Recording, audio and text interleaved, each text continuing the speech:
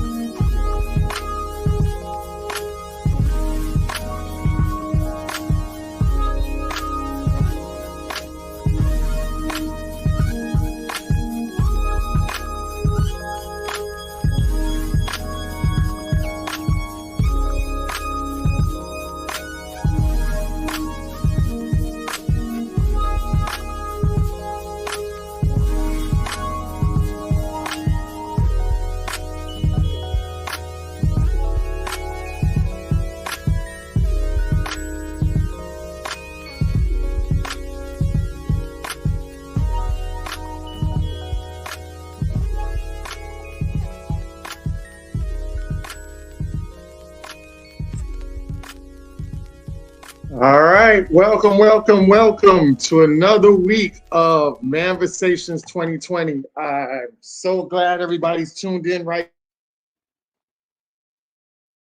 dialogue for you guys tonight.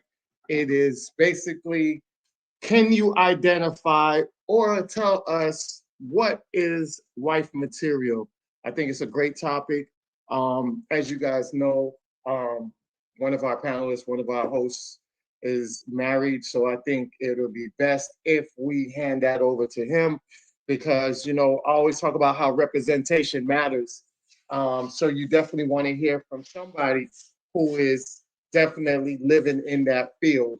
has did the work and has gotten on that level. And I know when it comes to women, women always be like, "Oh, well, you don't have a PhD, so why are you talking about this subject?" Or "You're not even in that field. Why are you talking about that? You don't have kids. Why are you talking about?" Okay, then we're gonna give you somebody who's in that field, in that range, doing everything, and let them tell you the blueprint and the work that they put in and the things they recognize to find themselves a wife. So without further ado, we definitely hand it over to Major. And Major, you can let the people know so that way they know how to go out here and search for what is wife material and end up in the realms of being married like yourself. Yes, yes. Shout out to you, brother Anthony. Shout out to brother Bobby. Shout out to everybody out there listening. All the fans, we love y'all. This is an important show because I think that it's one of the most important things in the world that a man can do when he chooses a wife. One of the most important things in his life. You know, you see a lot of these guys lives spiraling out of control, and they're getting into all type of beef and drama and complications that, you know, if they would have just chosen better, they wouldn't be involved in some of the drama that they're having. The perfect example is the situation with Cardi B's husband and Offset's husband. You know, suddenly they got a beef because they married these two low energy, low quality women. Um, at the end of the day, fellas, as simple as this. It's case sensitive, yes, but there are some universal things, you know, that go into a wife material woman.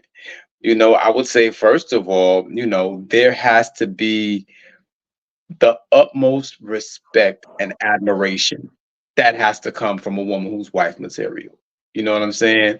She has to respect you beyond understanding, and she has to admire you, because those things are going to inform the way that she interacts with you, and those things are going to make it so that you don't constantly have to fight this battle of submission or not submission, whatever the case may be. There should be no excuse or conditional submission. No excuse for for non-submission, and no conditional submission.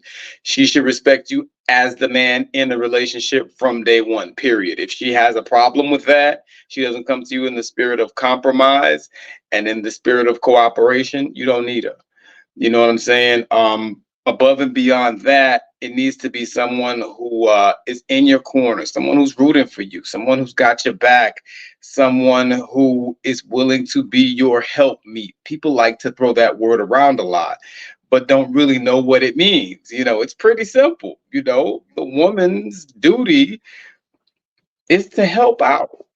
You know what I'm saying? That's really at the end of the day, to help you see your vision through, whatever that vision is, to help, you know, help you facilitate the path to get to where you gotta go.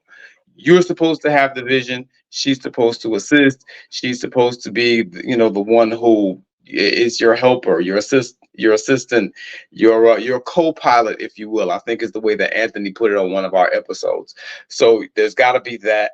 And at the end of the day, she's got to be a woman that you're comfortable with the qualities that she has, to the point that you want to see those qualities come about in your offspring.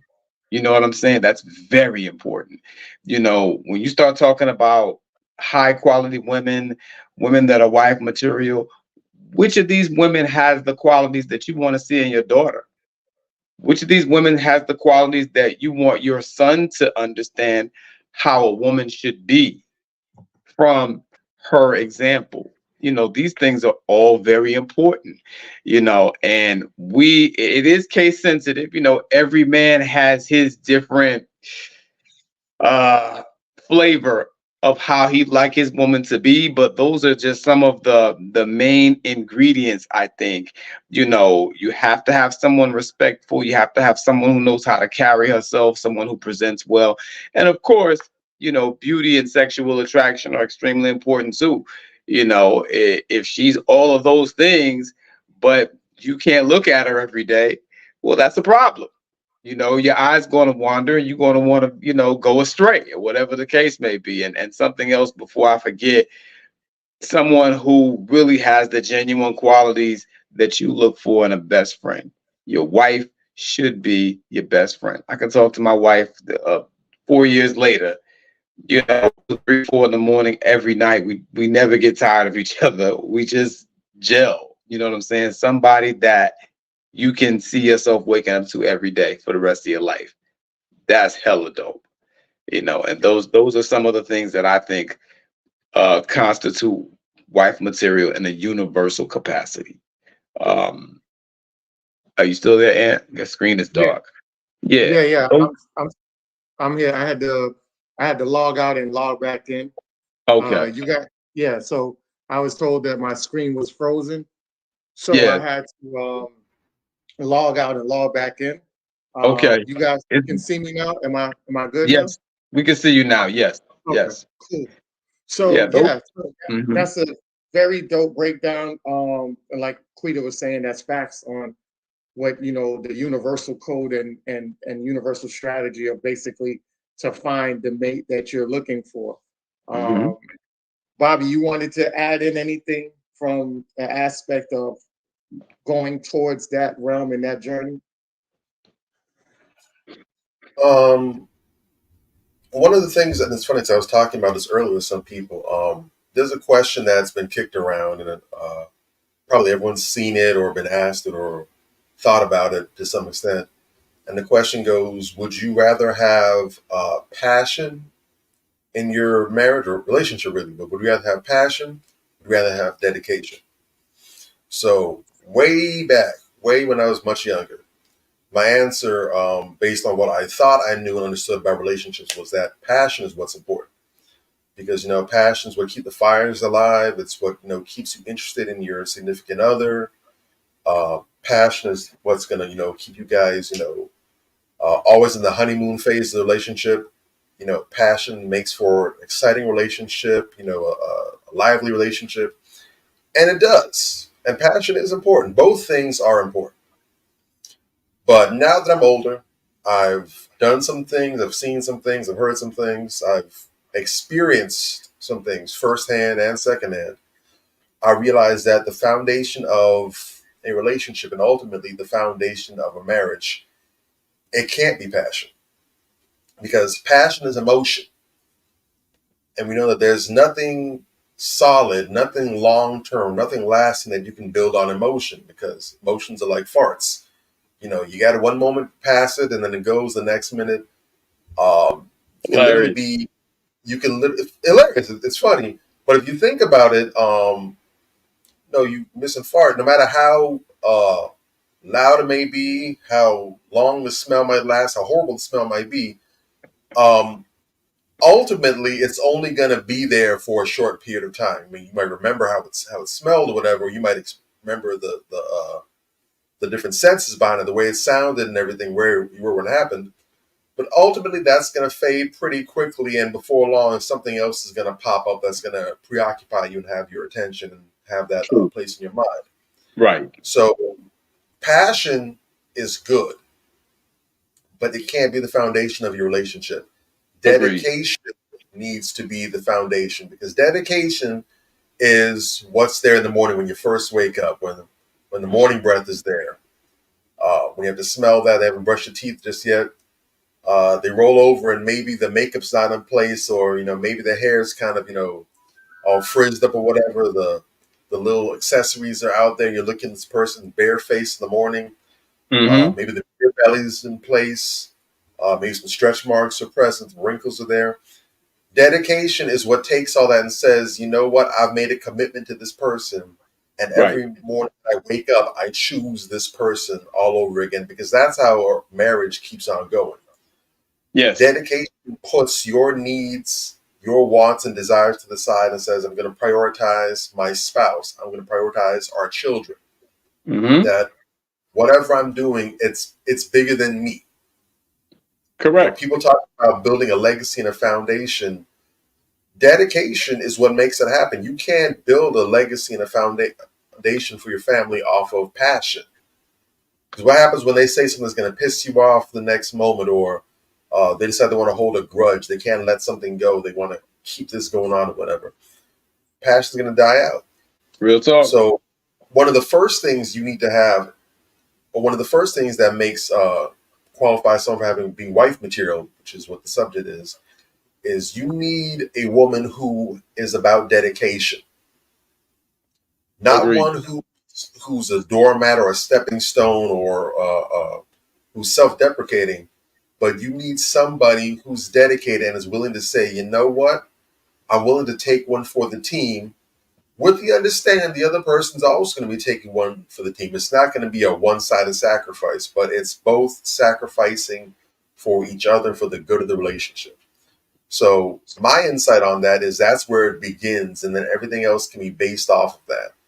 But it doesn't matter how intelligent she is, how attractive she is, how much wealth she might come from or have to her name or whatever. All the other little elements that you look for in the significant other, how funny they are, communication skills. If the person isn't dedicated, if they aren't committed to the success of this endeavor, this lifelong endeavor, then nothing else really matters. I mean, you look at the divorce statistics, they're through the roof. We also know, especially considering that women file the vast, overwhelming majority of the divorces anyways, the most valuable attribute that a woman can have is that dedication. Right. Because there's a lot of brothers out there, and we don't just mean the dusty dudes, but there's a lot of thorough brothers out there who are concerned and are hesitant about getting married because they understand, the minute you're in there, the minute you say I do, they start getting paranoid about, how long it's going to be before she goes and pulls the trigger. Right. And before, you're in court fighting over custody, you're fighting over assets and everything else, because she didn't have the heart to stay in it. Right. So that's a key element right there. I think that's one that get talked about enough, but it's one of those things that, when it's not present, you feel it, right? Right. So that's my little 3 cents and some pocket lit that I found. Well said. Very well said. It looks different for everybody. What looks pretty much the premises of what is wife material for Major looks different from Bobby, looks different from myself. We all have what we feel we need in our system. And that's why a lot of women get mad at times and they'll say that hoes are winning. These are women the women that normally say that hoes are winning is normally women that admire that guy that they're looking at, and they see that he has a woman that they feel is beneath them. And so they'll look at him and say, hoes is winning because he picked a hoe over a person like me who they feel like is quality. And a lot of times you don't understand it's not that hoes are winning, it's what he needs in his system to survive and function. What keeps him whole as a man, maybe she's the one that's provided that best attributes out of all the women he's encountered. So even if he was to give you the time of day, as much as you look good on paper, your paper doesn't mean nothing depending on what his system requires. And that's why a lot of times, when you look at the job part of it, you'll sit here and put a fancy resume up, and you might be just a low budget, low quality minimum job. And then the job will look at your resume and be like, it's very impressive, but you're overqualified for the position. It doesn't mean that you're not a great worker. It doesn't mean that you wouldn't provide things to the company. It just lets you know that what you are versus what they're looking for, you're not it. And it's not saying that they're looking for something more. They might be looking for somebody less, somebody that wants the bare minimum that they're giving, and they know that you're a qualified person who, if you get in this situation, you're going to ask for more, So you got to understand that it's a system that guys are basically aligning themselves up with a woman, because if, like Major was saying, the helpmate, you helping me to be a better man. In return, by me being a better man, I provide you more protection, financially provision, whatever it requires, because we align as a whole. So it's very important that people got to understand that aspect of it, and not the aspect of thinking that you're better than everybody you see somebody else with that you may desire. And I know men, I'm talking about it as far as women, but I know men, you guys that are low quality, men might see a woman and you like, you can't get her, and you feel the same way as well. So understand people align up with what they feel like they need in their system. So I just wanted to say that. Bobby made a great point about statistics. I did want to put that up real quick. First divorce rate, 2001, Bowling Green State University did a marriage research survey, and marriage to divorce ratio based from best to worst. Overall, the other, like Asians, American Indian, Alaskan Native, multiracial women, basically marriages to every one woman who are divorced. So every 3 marriages to 1 who are divorced. Hispanic is 2.5 marriages to every 1 woman who's divorced. White women, 2.1 marriages to every 1 woman who's divorced. Black women, 1.6 marriages to every woman who is divorced. Next one is Black women. Is the only group that had a higher divorce rate, that marriage rate, with nearly 31 divorces per 1,000 married women. Age of 15 and older, only 17.3 marriages per 1,000 unmarried women.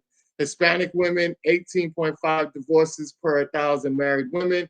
White women, 15.1 divorces per 1,000 married women.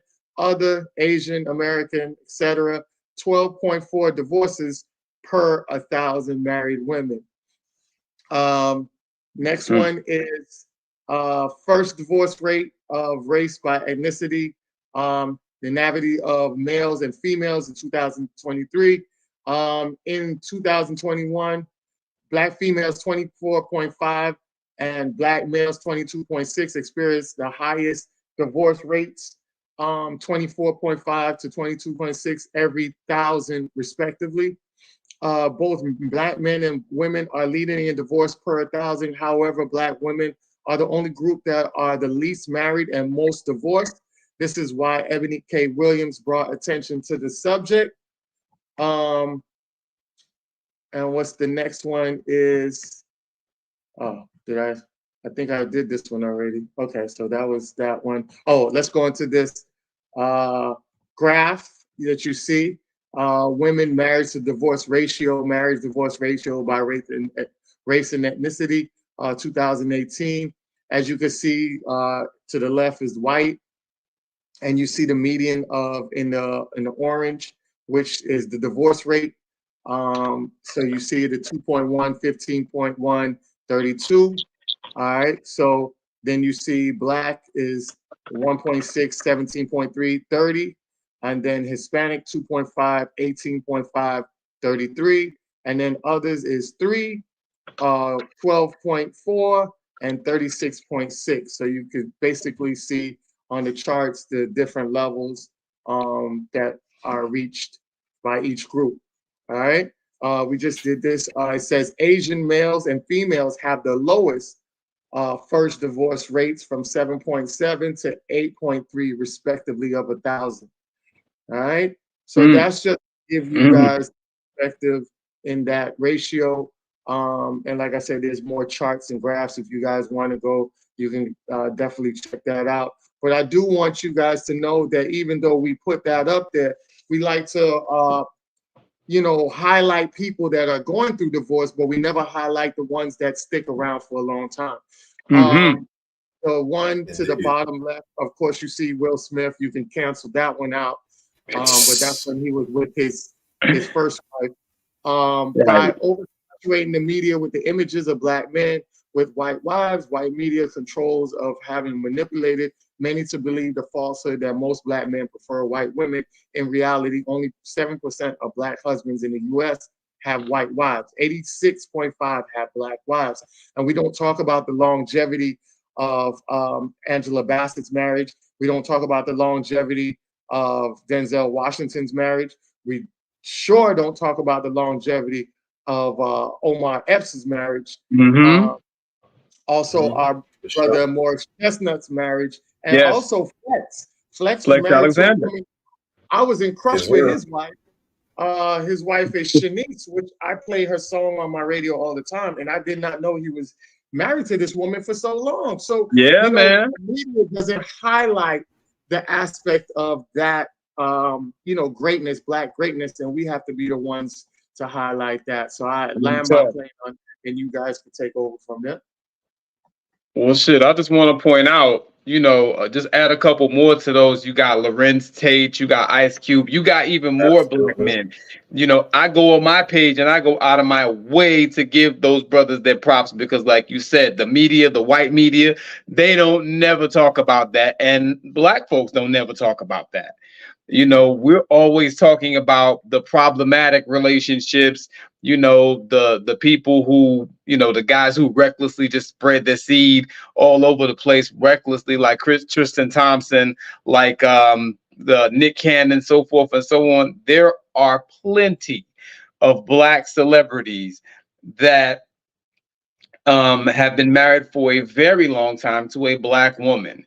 You know, there are plenty that some sister tried to come on my page the other day with this nonsensical list.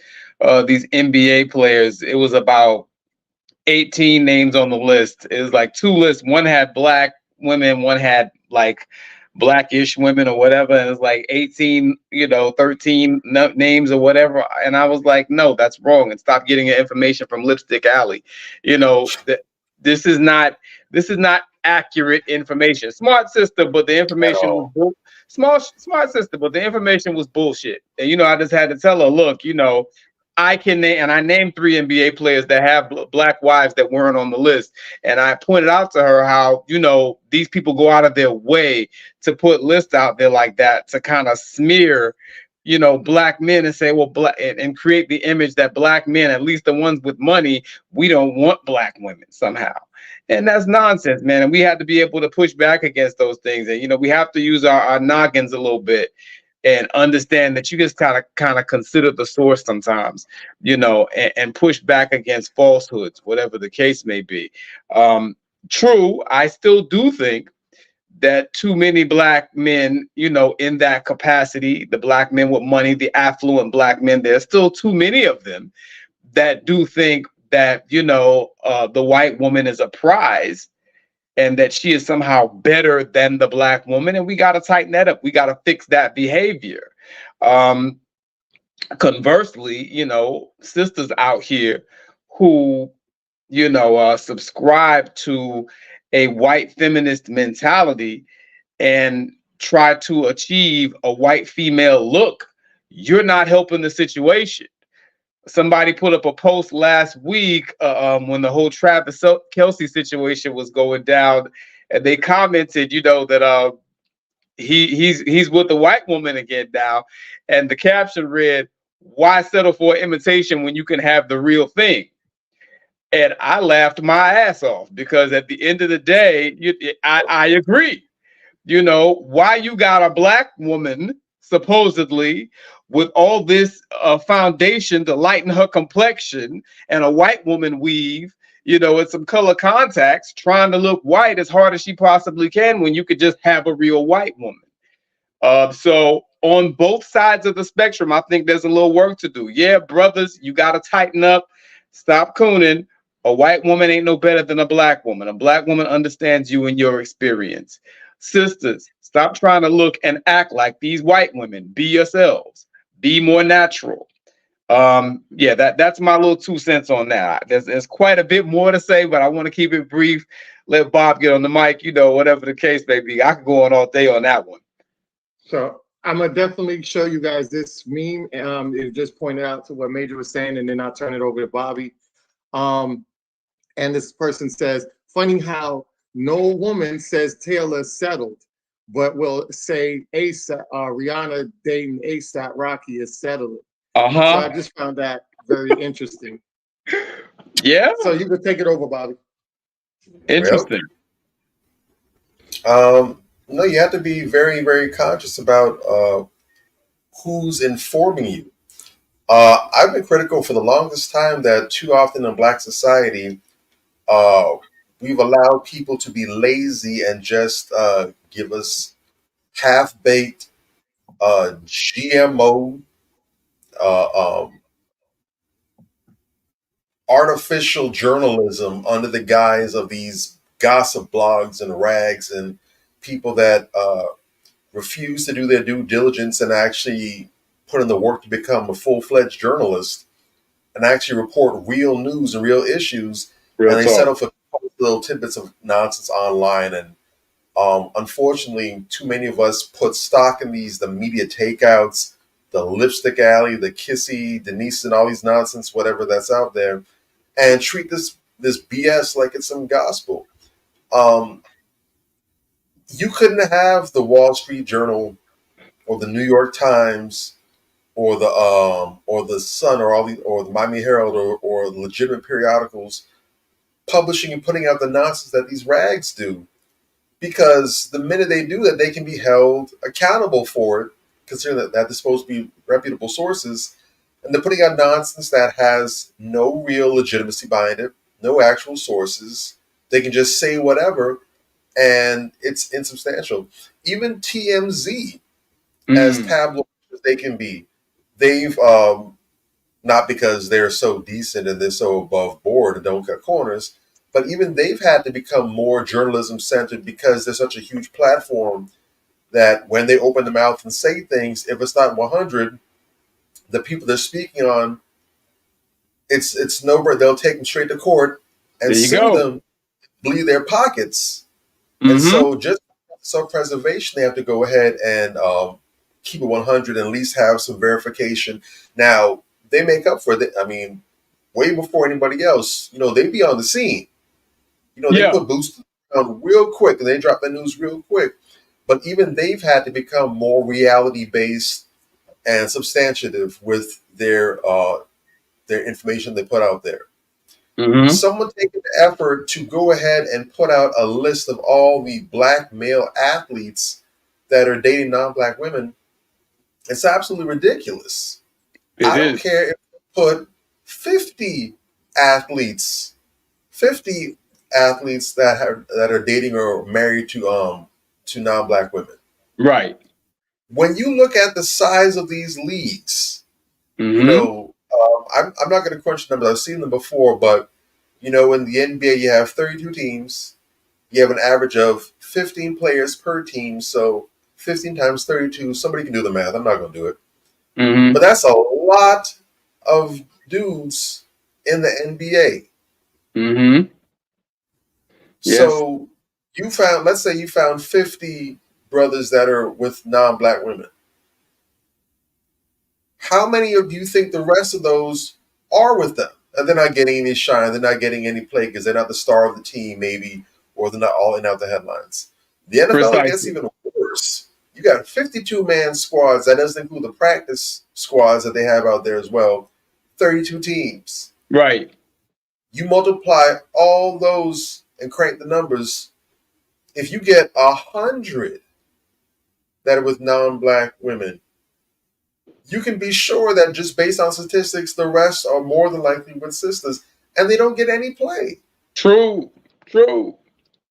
So And then, understanding how numbers and statistics work, what is the purpose of putting out this false information as if when brothers get successful, they go to the other side of town for Who is informing you? Why? What's the purpose? A right. lot of these people are the ops, and you have to use your mind and understand what's going on. Mm-hmm. Real talk. And So, to, to break go ahead. down real quick before you go, to break that down, 1,600 based on the statistic. I mean the numbers that Bobby put out there. 1,600 individuals playing in the sport. 32 teams, 50. That'll give you 1,600 people. Out of the Mm-hmm. 1,600, only 50 of them are dating outside, which gives you 3.12%. Mm-hmm. Which would And beat the average. Supposedly, so I think they say like what 12 or 13% of black men marry out their race, whatever. So Mhm. if that was the case, that would beat that average by a country mile, which means you're doing pretty good. True. Yeah, so take it over, And Major. this is the thing. What I was saying to the sister who was bringing up this statistic, which was provably false. I was like, the bigger problem, the larger problem that you really need to be looking at is that most of the players in the NBA aren't married at all, and they're not thinking about marrying. They look at marriage as a trap. They look at marriage as a negative thing. They're not trying to marry a black woman, a white woman. They're not trying to marry nobody. That's the issue. You understand? Because at the end of the day, if you have more and more, these men are greatly influential. It's not just them, but when they talk in interviews, Stephen A. Smith was just talking the other day about how he'll never get married, so forth and so. He's a very big name. And it's a trickle down effect. People follow what he says. What he says has weight. And then you look up all of a sudden, you're like, damn, well, black men are just not wanting to get married no more. Now that's the larger problem, that they're not marrying at all, that marriage is considered a negative thing in black society among the men increasingly. That is the problem. Who they marry, we already deal with, black women an overwhelming amount of the time. It stands to reason that that's going to continue. But, the more that marriage gets, exposed as a trap, and presented to the community as something that is negative, the more problems you're going to have. And I explained to her, marriage is really broadly an institution that protects women more so than anything else. You got all these women out here, trying to have hot girl summer until they're in their 30s and 40s, and it's blowing up in their faces. Look out, look at Tia Mowry, look at Lala Anthony. This is, you're not going to go and have a resurgence when you're not in your prime and just have all the men running after you, ladies. That's just not how it works. So yeah, those are some of the things that I wanted to highlight, because we have this very weird type of cultural shift now where you have the older women trying to mock what the younger women are doing. We've never had that in black society before.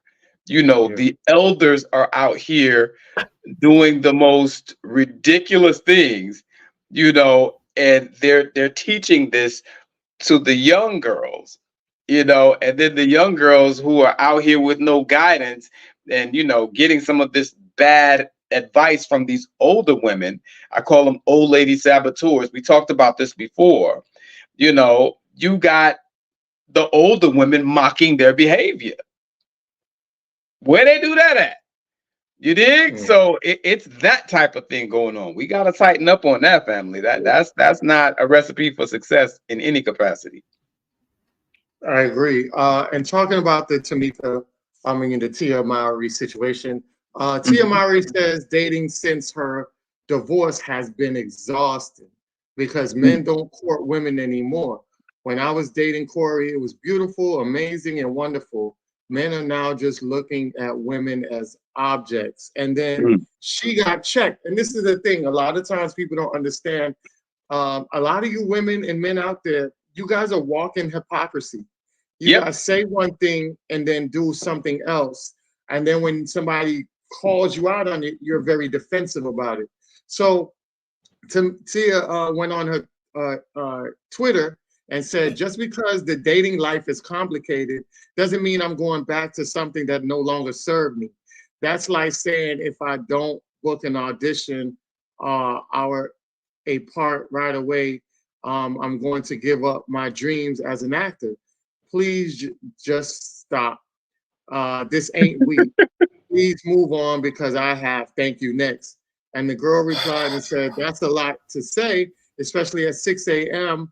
I would never address this publicly. I know we all handle things in our own way, but I would be too focused on my life and my kids to comment on my ex-husband. their father. Mhm. Boo, I'm in Europe traveling the world, so it ain't 6 a.m.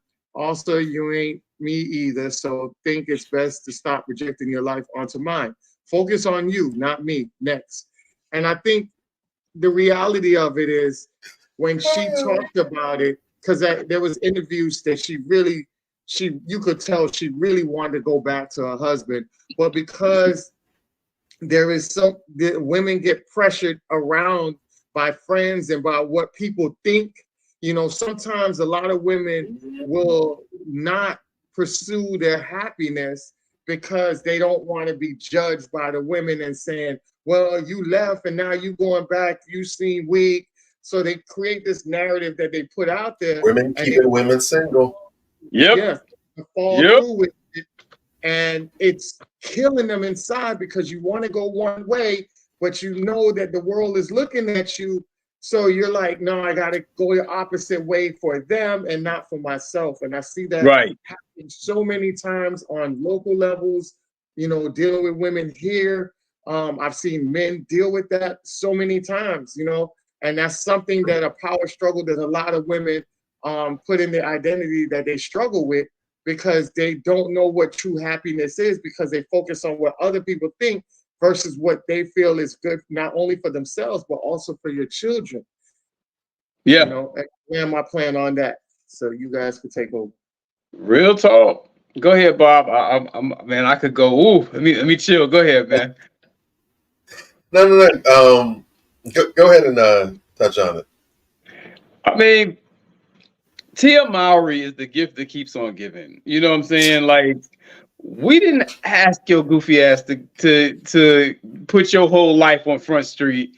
You know what I'm saying? Blow up your marriage like the fool that you are, and now you out here, flailing around in the dating pool. Because at the end of the day, you're over 40. You're a single mother of two. You got a body like an 8-year-old boy. Like, nobody's checking for you.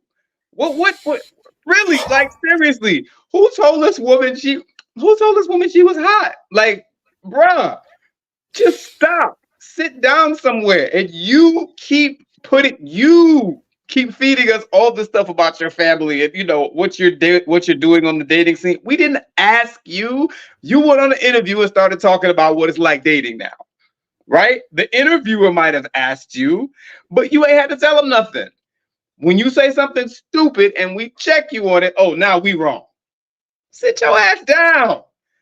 You know what I'm saying? Even your son got more sense than you. Your son is telling you to put on some clothes and go sit down somewhere. You understand? You're not meant to be a thought.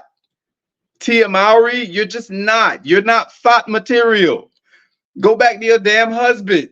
Bruh, the reason that people rock with you in the first place and really liked you and really respected you is because you was not like these other hoes. That's why a lot of us rock with you. I was so disappointed when she started talking this silly shit. Oh, I'm not happy, and it just blew up her marriage like that. She was one of the few black women in Hollywood with a black husband and class. I was heartbroken when I saw that shit. I'm like, damn, they got her too. And every time Aisha Curry starts acting stupid, that's another one. It's like one of the few black women in Hollywood with class and decency that shows respect for herself. And you letting these whores get to you and peer pressure you into acting like a dummy and fucking up your life. You go sit down on Red Table Talk. Well, Jada Pinkett done already fucked up her life. You understand? You want to be like her? I mean, come on, man. Like, this is the reason why I tell people, women that I know, I've gotten on, women that I know personally, recently, I've gotten on for having knuckleheads that they keep around, knucklehead friends, knucklehead associates that they know online.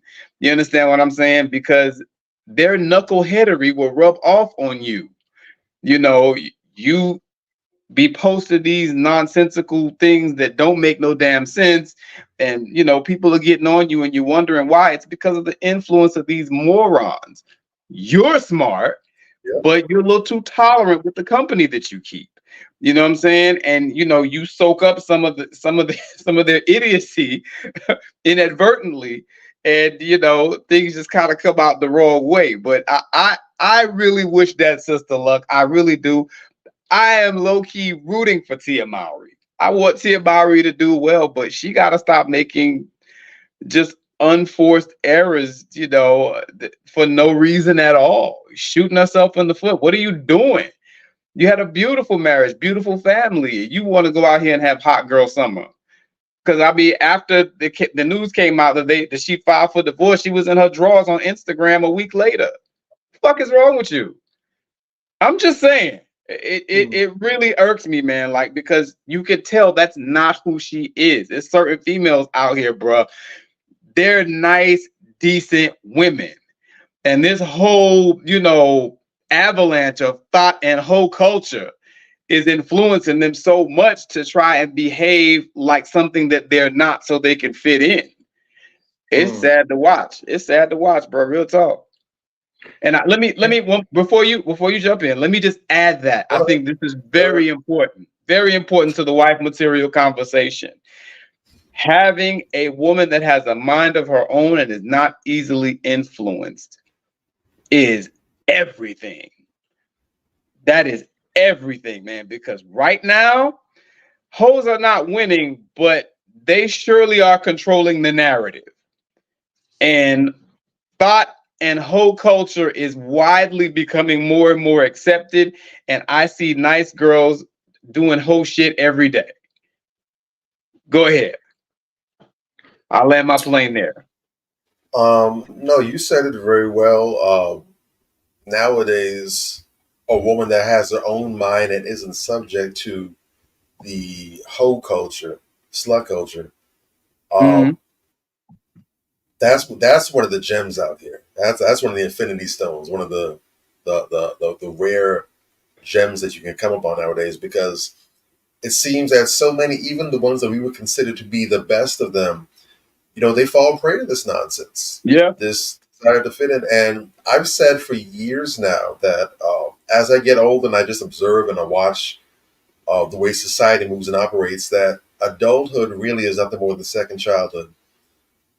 We still got the same exact playground politics dictating the order of the day that were the case back when we were in school. We still in the sandbox. We still playing around in the jungle gym and the monkey bars. We still running around playing tag. We just have grown-up terms and names for it now. Grown-ass adults still subject to peer pressure. Like you're walking the halls, you try and join the mean girls, you try and be part of the jocks. Same exact principles going on. For as mature as we say that we are, and as intelligent we're supposed to be. Only difference is now we got some bills to go along with the nonsense, but ain't nothing changed. You still want to be accepted by women, so you go ahead and you get on the same rah-rah nonsense that they're on, even if it's causing you to take L's in your own life. L's that they aren't going to help you with, that they're not going to help you out of.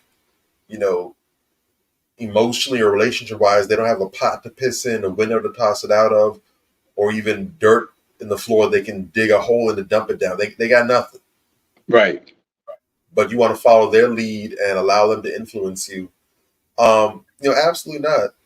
And I spoke the other day about how social media really has proven over time that it's not the technology. It's not that the technology is too powerful for us. It's just that we're too goofy. Because we still, today, as long as we've had the internet, social media, I think the first real social media site was Facebook.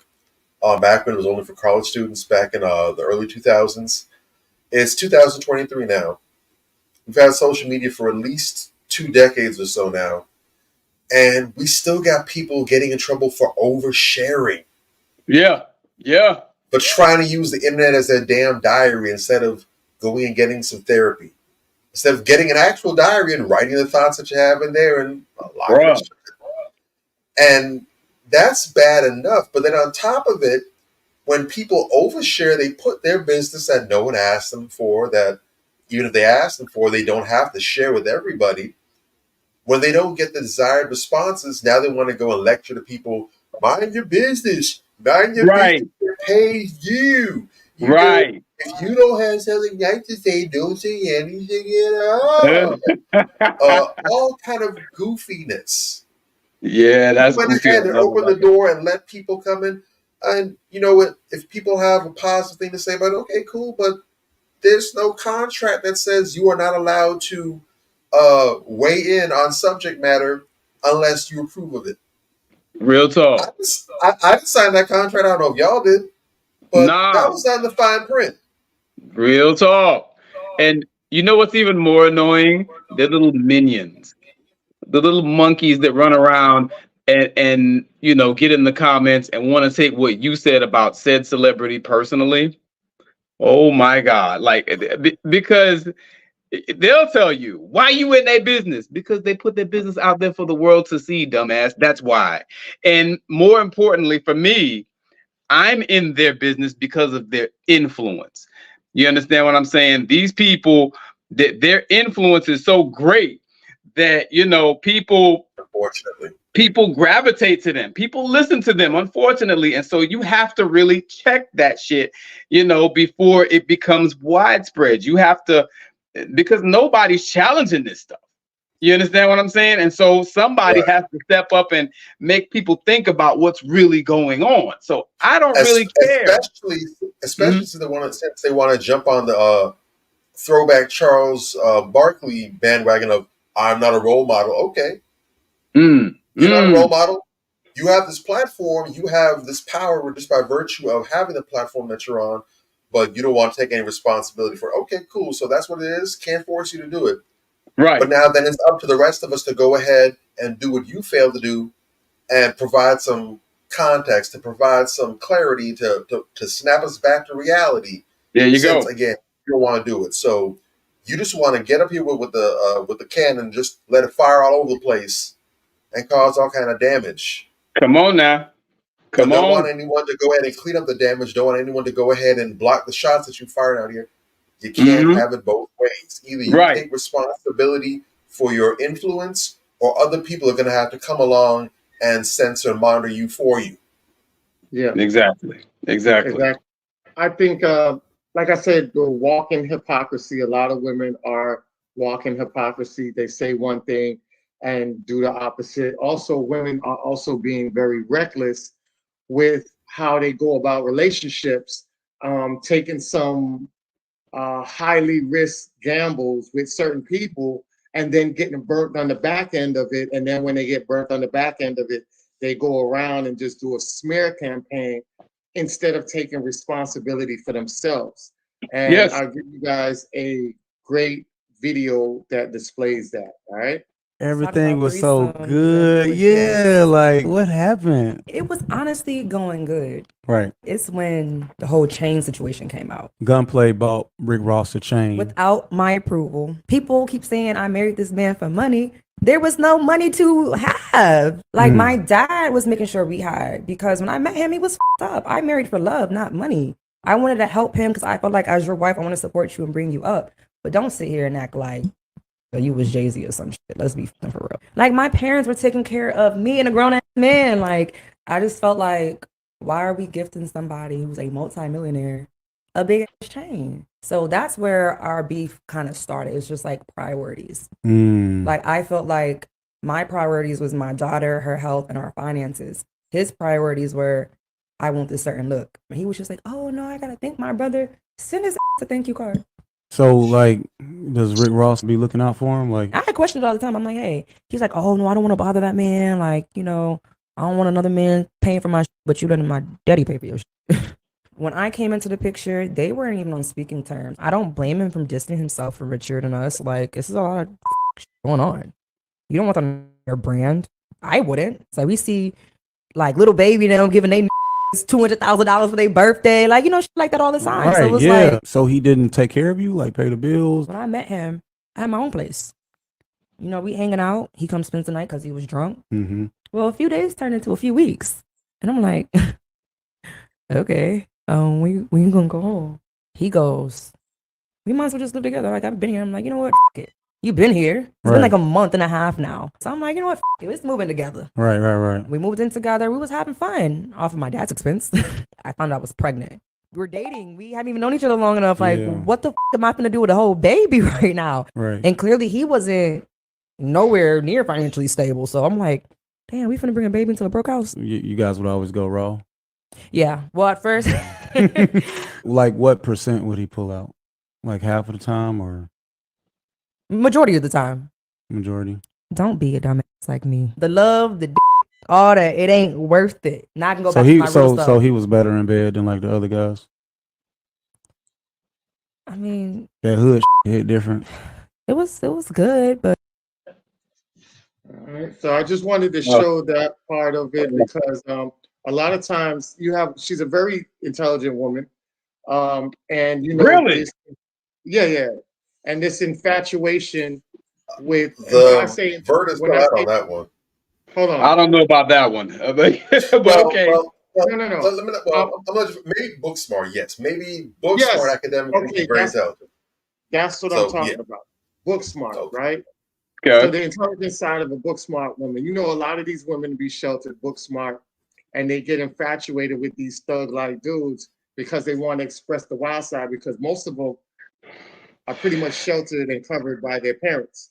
And what happens is you trade that off to get with a guy that's on the wild side. Like, dude has always been on the lower level, energy level. And you don't do your research. You're very book smart, but you become dumb when it comes to doing your research on guys. And you should have known this. This is not something that this man has hid. Since he's been out, he's always let people know what kind of acts he be on or what kind of foolishness he's always into. And for her to be engaged in that, to catch up with the quote unquote fun of everything, and then now you have a baby, and you heard what she said. She's like, you're bringing a child in a broke home. Then your father's financing this man and yourself, you know, and you're thinking that because he hangs around Rick Ross that he was going to be doing the baby stuff, like what she gets. You see her face lit up when she was talking about how baby was gifting his people's $200,000. So she thought that was going to come from Rick Ross or Gunplay was going to get into that money to be gifted. And it didn't happen. It ended up being the total opposite. Now you're stuck with a child, and now your market value has dropped heavily because even though you have a child, it's who you have a child with. No man quality is going to deal with the bullshit that your child's father deals with him and brings on. You know what I'm saying? He can't even conduct himself in a damn club playing 50 Cent music without him popping off throwing trash cans all over the place. So, you know, a little thing will pop off, especially if you're a heavy drug user. You know what I'm saying? So that type of stuff right there, that's red flags all across the board. So even if somebody was interested in you, they wouldn't take you on because of the baggage you bring on the other side, which he is attached to, because that child is attached to both parents to 18. And then after that, they can pretty much do what they want to do. But for 18 years, I have to deal with that. No man's going to put up with that. They're going to shut the door, close the door, walk away from it, and go find somebody else. It's over 2.5 billion women in this world. I'm pretty sure he can look up and find something way better than that. That doesn't have the baggage that she come along with. And a lot of women are in these situations and predicaments where they are having children from no good dudes and then complain about why they can't find quality men. And this is why men are out here telling you that, you know, they don't want to date women who have children. Now, on the flip side of that, fellas, stop creating children with women without going through the process of dating, engagement, marriage. Find the solid way of doing it, the concrete way of doing it, and lock them down. Because a lot of you guys are creating a lot of single women who now have children and now are going through the struggle on that end, and then you having to do the struggle on your end because now another man who will come into the picture, now you're going to have rift with that because that man might treat your child a little bit better and now you get into the whole Russell Wilson Future situation, and it's not a good look. Bottom line, it's not a good look. All right. Truth. So I wanted to break that down in that form and let you guys, basically see it in that aspect of it. So I'll turn it over to you. Major, I guess you wanted to get some, stay what you had to stay. No. Bob, you can go, Bob. I'm good. I'm gonna chill. Let Bob get it on this one first. Go ahead. There was just so much wrong that I heard with that. Mm-hmm. Just too much wrong. Not even so much, too much wrong. All manner of red flags. And see, the crazy thing is, she gonna open her mouth when it's all said and done and say things like, "He changed on me," or "I didn't know." On that highway to hell, there were just so many exits. So many you had to run right by that, end up where you did. Right. Unless you're legally blind, there's no reason why you should have ended up where you did. And the concerning thing is, and the plus side for at least where the men are concerned, is that because she has a child already, and because of who the child's father is already, it's easy to label her as a red flag and a no-go, at least for anything serious. That's Right. easy. But the biggest issue isn't even the child that she has or who the baby daddy is. And those are actually the symptoms. The biggest issue, and we're talking about what wife material is that her whole judgment, her decision-making skills are horribly off. Yep. The way that she thinks or doesn't think, her lack of proper judgment, her lack of discernment, her lack of wisdom, and then once you made one bad choice, not at least having the sense to realize, you know what? No, we're taking too many L's here. Time to abort. Hit the do like Tyrese and Too Fast, Too Furious, eject those Cedo cuz and just, pop the top and escape. She just kept doubling down on another bad decision after another one after another one. It's Mm-hmm. like watching somebody in Vegas on the tables, and they keep taking L. They somehow got up to maybe $1,000, and they keep on dropping. Now they're in the hole, and you can tell they're about to walk away from the table with less than nothing at this point, and just can't get out when the getting is good. Mm-hmm. I don't Real want talk. a woman that thinks like that or doesn't think like that. I don't want that raising my child. You were going to steer my child all kinds of wrong. I'll have to be playing all kind of goalie and defense positions to try and undo the damage that you're going to steer our child into.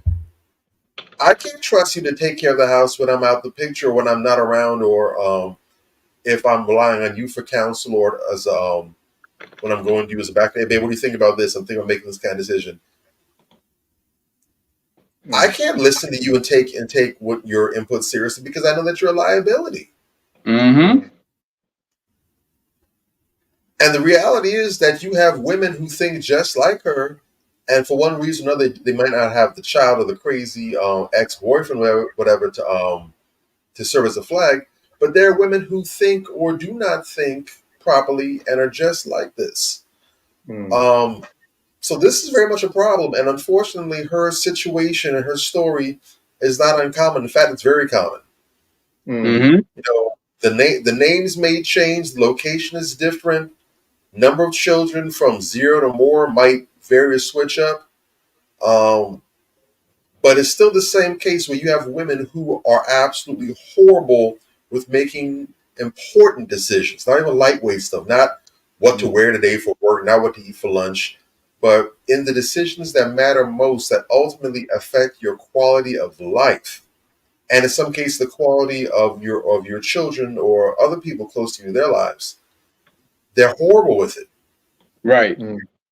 These are the women that will benefit the most from having a strong leader as a significant other, and unfortunately, the vast majority of them have or will shoot themselves in the foot with a shotgun and never get a chance to get that straightening that they so desperately need, man. And Real it's talk. sad.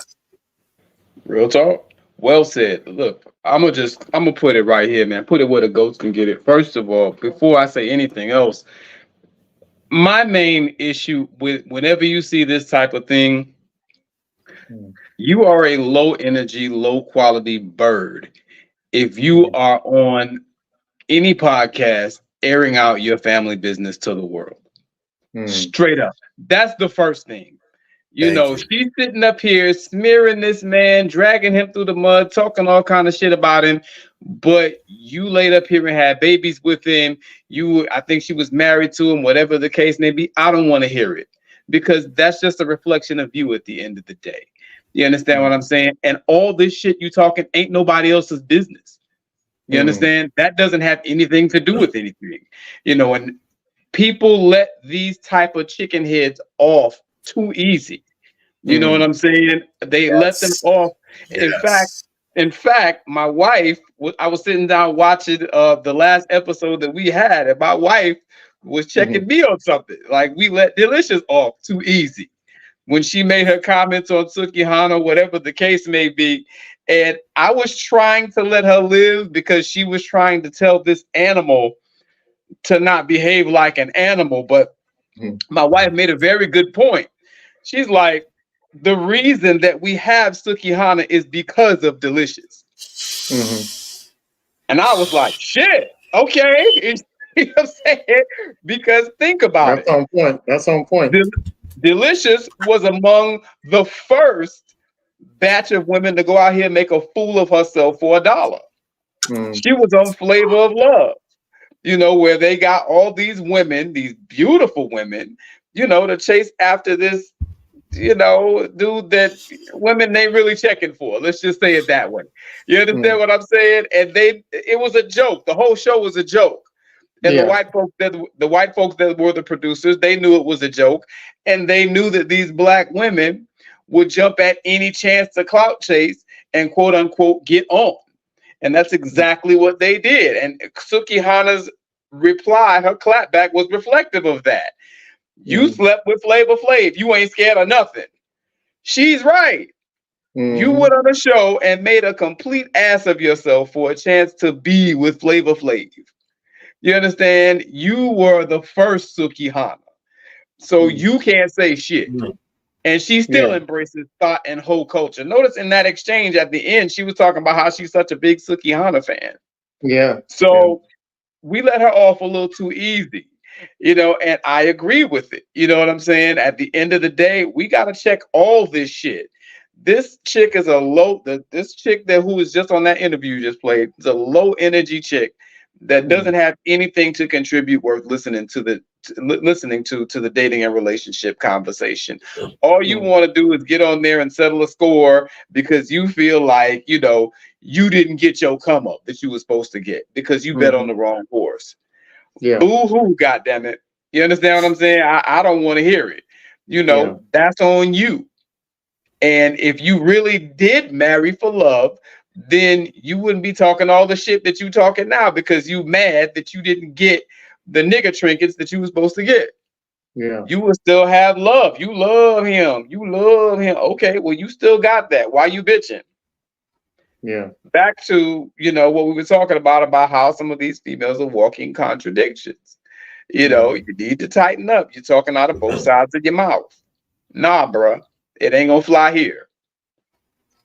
Definitely. I also need to say something really quick because talk about not letting people off. Sure.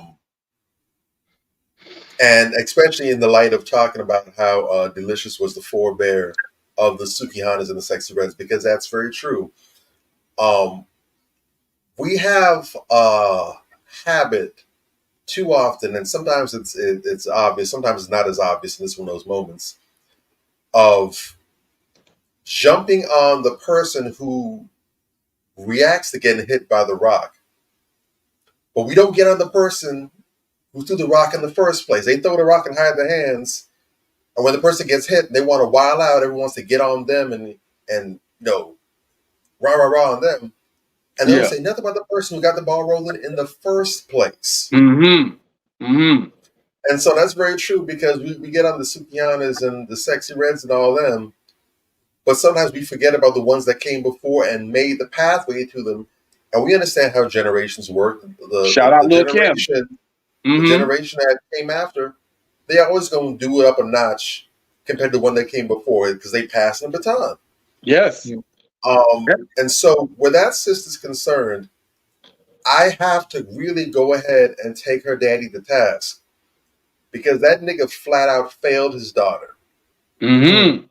He failed her in her youth as she was growing up as a man that she's looking to as her example of manhood and masculinity. Mm-hmm. He failed her then, and even in her adult years, he failed her. You know, because I'm wondering why she finds the type of dude that she was dealing with attractive to deal with, and supposedly you're the first example of manhood for her. Real talk. What Come on was it now. that you did and or didn't do that led her to this path where she saw that this was a good look in the first place? You failed, brother. That's an L on you. Real talk. Yeah. And then on top of that, she's here dating this dusty dude.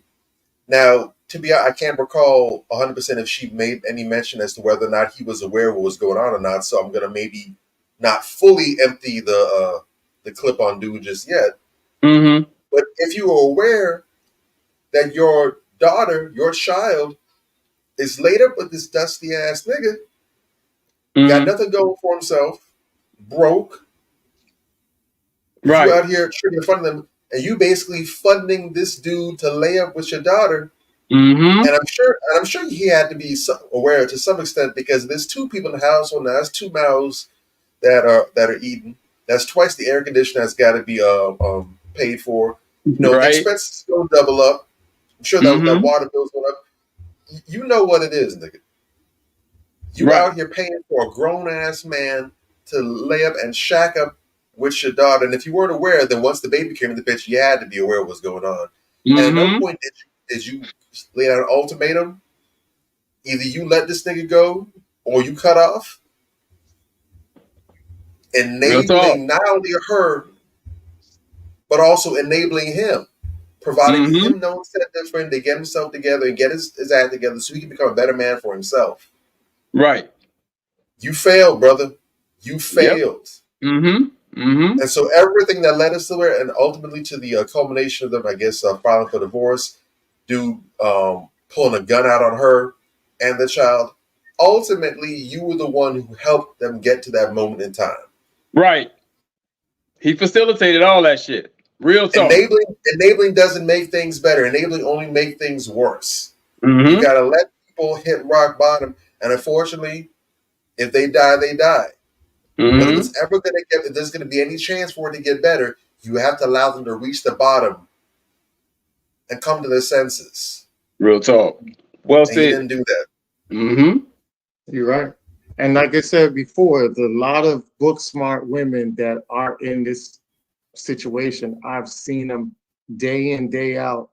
And like you say, the leadership in the household, what does that leadership look like?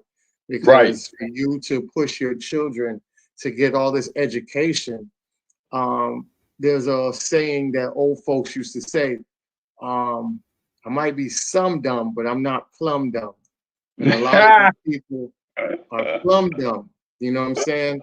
Because you have the education, you have the knowledge, you know what's right, what's wrong, and you still get sucked in based on an infatuation or this kind of fantasy, to be, fetishized, this hood nigga that's going on from generation to generation. And that's why we as a collective group have to put an end to that. We have to stand up against that bullcrap because more and more people are being subjected to it. And we even see on guys go through that and getting the goofy girls that's out here doing dumb stuff. And when you look at them, you're like, yo, these dudes got a little bag and these women weren't checking from them before.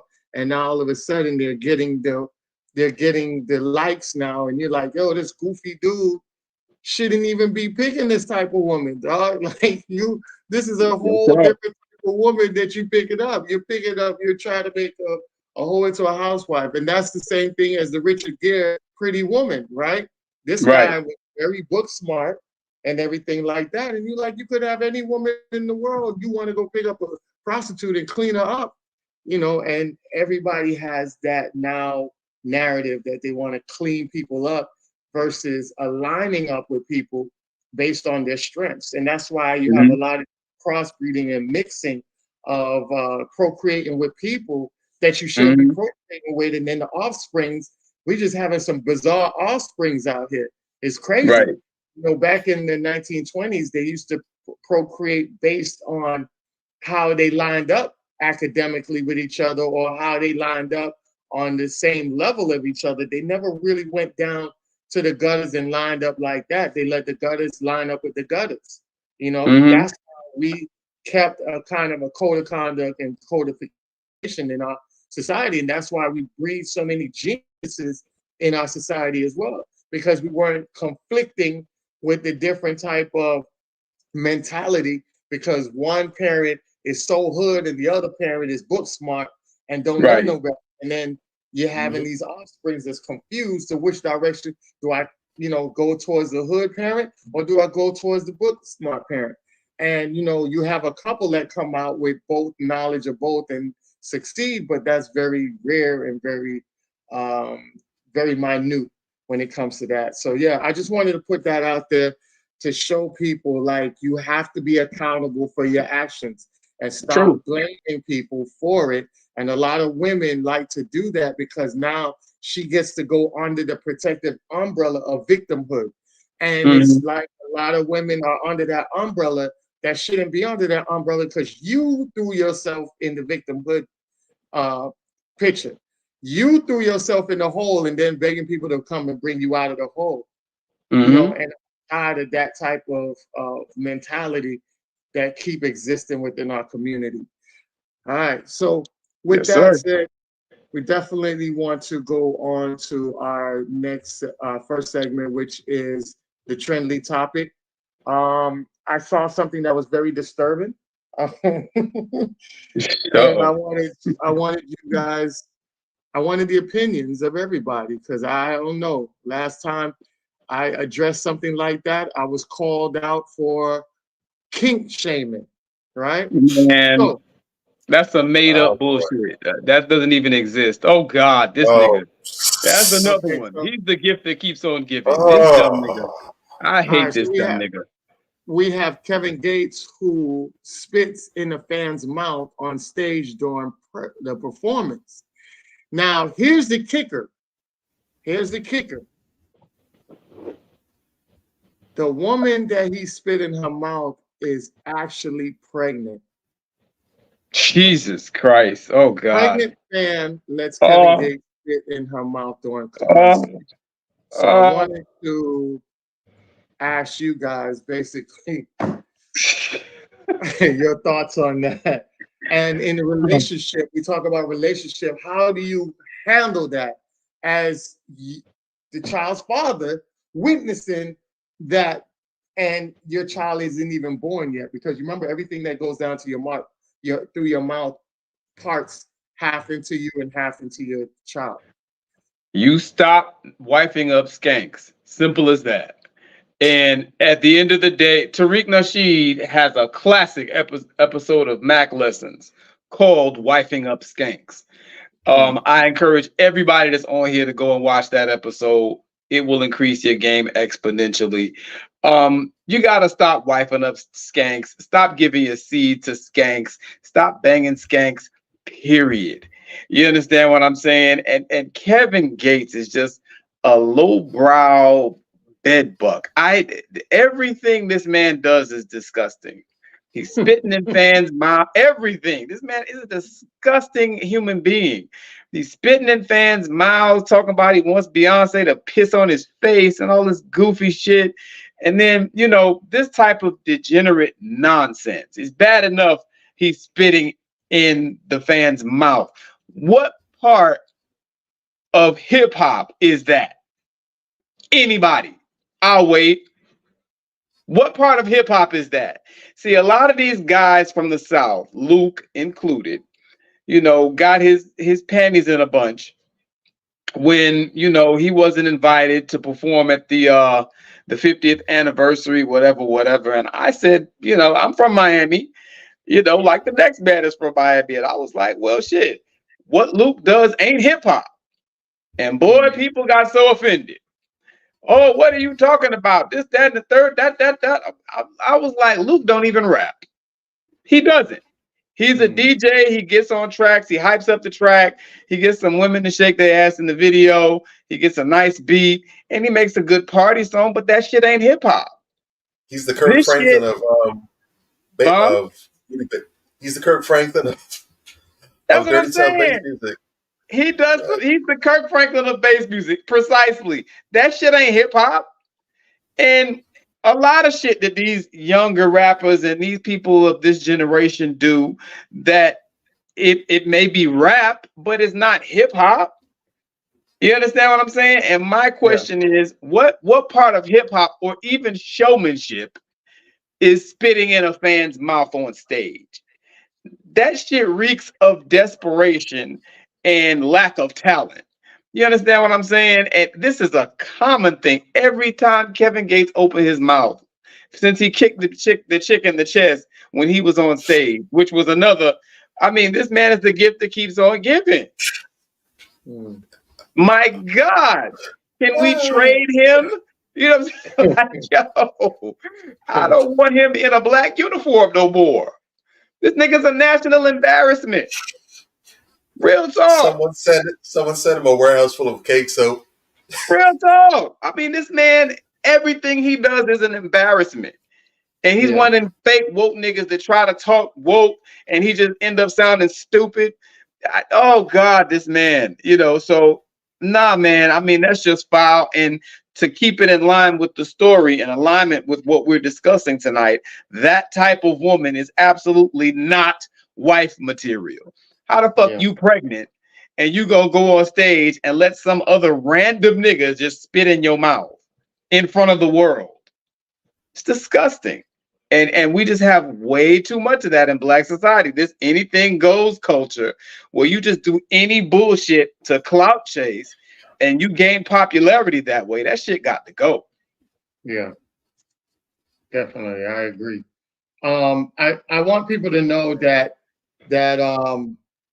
this isn't just something that is, when we talk about things, we like to use celebrities, but there's real life people that go through this, right? Yes. Like, so, like when you ask me for stuff, like, why do you have to be so disrespectful? You see what I'm saying? This is what I'm talking about. Why you being so disrespectful? Wow. You know what I'm saying? So,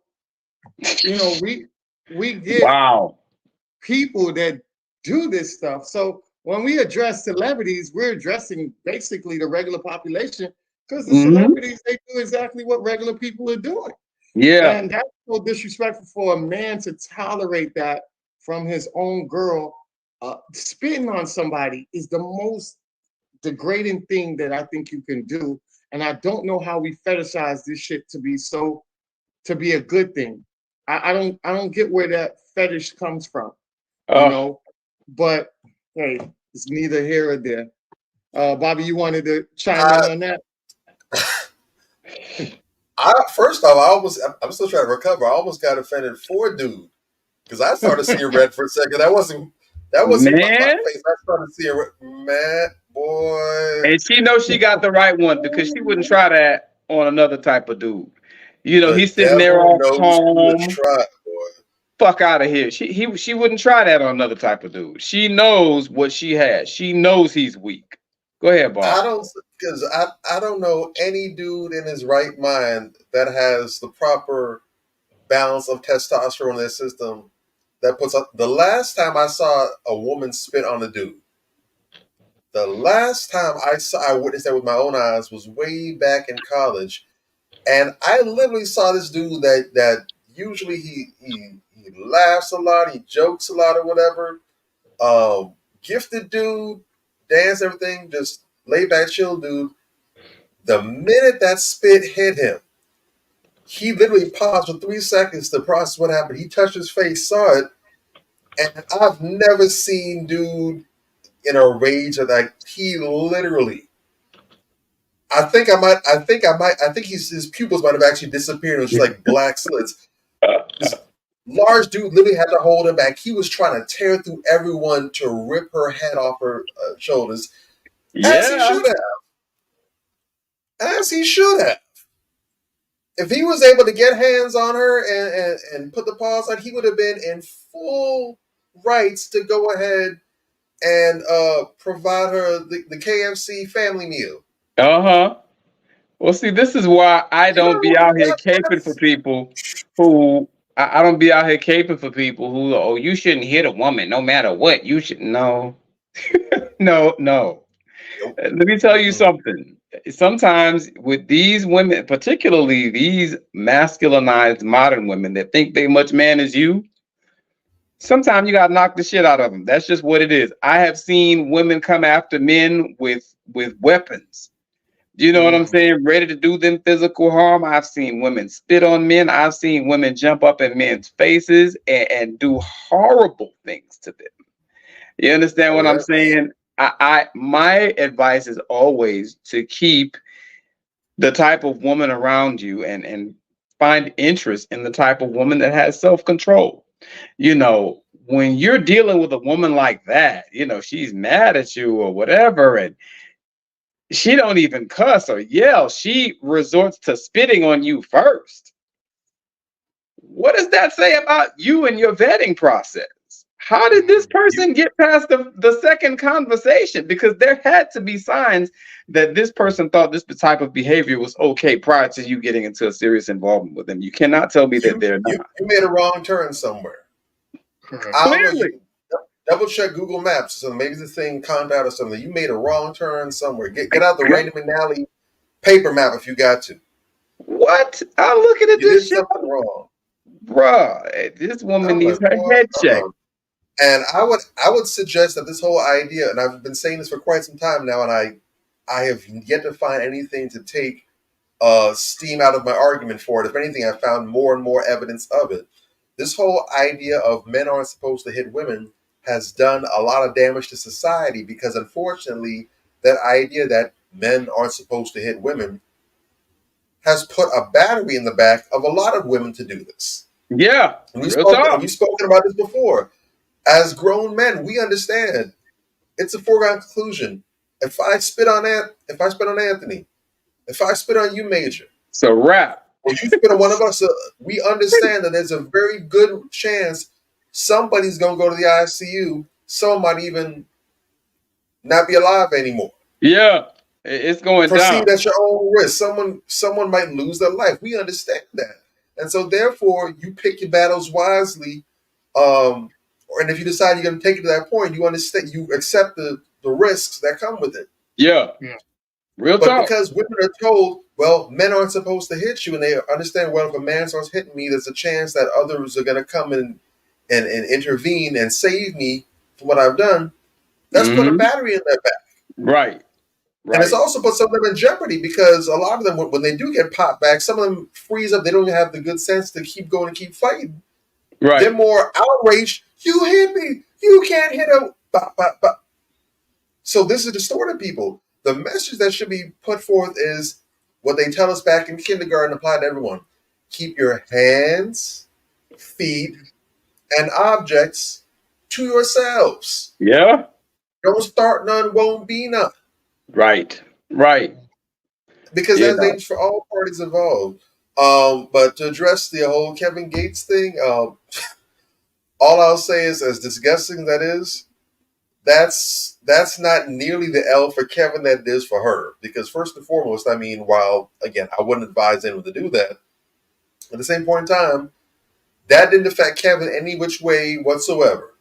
That did absolutely nothing to him. Right. She's the one who's pregnant. She's the one who has her unborn child in her stomach, and she's the one opening herself up to that, and all the whatever diseases or ailments or whatever Kevin got going on. Just the idea of it is disgusting. She's the one that's exposed her child to that. The first teacher of the child. Your child's first line of defense and protection. This is what Can you imagine? Can you imagine how fucked up that kid's gonna be? I can't wait for the encore. I go a little further, but even I have my limits in some cases. I'm not going to say what I really like to say, but all I know is, that child's in for a rough life if some things don't happen first. Real talk. That's all I'll say. But I'll say typical Kevin Gates fan. Then otherwise, nothing to see here. I wouldn't expect too much from someone that would attend the show. Right. I say that a lot. If you want, I'm just saying. I say that a lot too. You know, you got to keep in mind you're dealing with a Kevin Gates fan, and I'm starting to see this energy in other women. You know, I really side eye a lot of these women who are Cardi B fans and Sukihana fans and so forth. Like, what is it in them that you see that makes you gravitate to them? The same with men who are, you know, such diehard Future fans and, you know, diehard any other junkie fans. You know what I'm saying? Kodak Black or whoever. You would not see this happen. You would not see this happen. You would not see somebody seeking it, and you would not see it being offered at a J. Cole concert. Real talk. Wouldn't happen at a Wu-Tang show. You would never You're not going to see Bun B out here doing that. All right? You're not going to see Kendrick Lamar out here trying to do that. You're not going to see Royce the 5'9" out here trying to do that. Water seeks its own level, man. I'm just saying, that's the energy. That's the energy. Definitely. Yeah.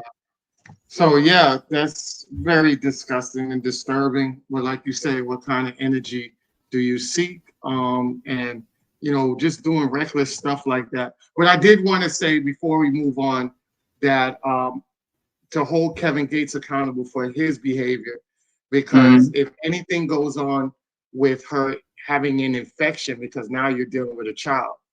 And two things in this world that people gravitate towards, that's children and animals. Right. And if she ever came out and said something that she had caught an infection, even though she was the one who volunteered to go up there, he still shouldn't have spit in a woman's mouth anyways. You know what I'm saying? So she didn't sign any papers. So legally he could get messed up in the long run if something was to happen. So I just want to point that out because I don't want our future, you know, entrepreneurs and rappers and entertainers to go out here and do reckless shit and don't understand that there is consequences in all different directions. Yeah, it sounds fun now, it sounds viral now, but then later on down, somebody comes right back around and says, hey man, you did this to me and my baby has been affected. I need about $5 million from you. And guess what? You're gonna have to shell that shit out. Real talk. So you gotta be careful of how you conduct yourself. Just because somebody allows it, don't mean it gives you the reason to do it. Right? So real talk. We'll definitely go into our next topic, which is the question of the day. Right? Okay. So the question of the day is, do you feel that as a celebrity, let's say you're a celebrity, right? Or you're not even a celebrity, just say you're somebody who has money, and your family member asks you for a small portion of that money and you deny them that. Do you have every right and obligation to deny them, or do you feel there's some type of guilt where you have more money and you should at least reach out and give that to them? So I brought that up because Jay-Z has $2.5 billion and his cousin asked for $4,800 and he said no. To put that into perspective, that'd be the equivalent of somebody who made $50,000 a year being asked to give a dime. I mean, well, if you asking me, no, he don't owe them shit. You know what I'm saying? Like that's the long and short of it. Your money is yours. Period. You don't owe nobody a damn thing.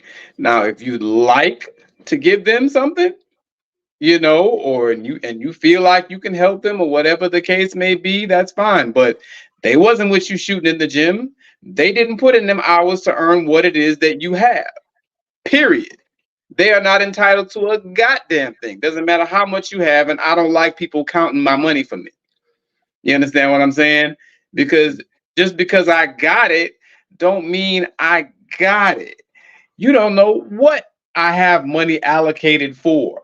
I might have 1.5 billion of that tied up, or the whole damn 2 billion, or whatever. I might just, have the 0.5, that I can chill and I can work with, I can play with, and the rest of my money is tied up. You don't know. And it's not your damn business. People really need to get off of this thing where we worship celebrities and we expect as men for other men to do shit for us that we're supposed to do for ourselves. You understand what I'm saying? No. There is no, you don't have a leg to stand on. You have no argument.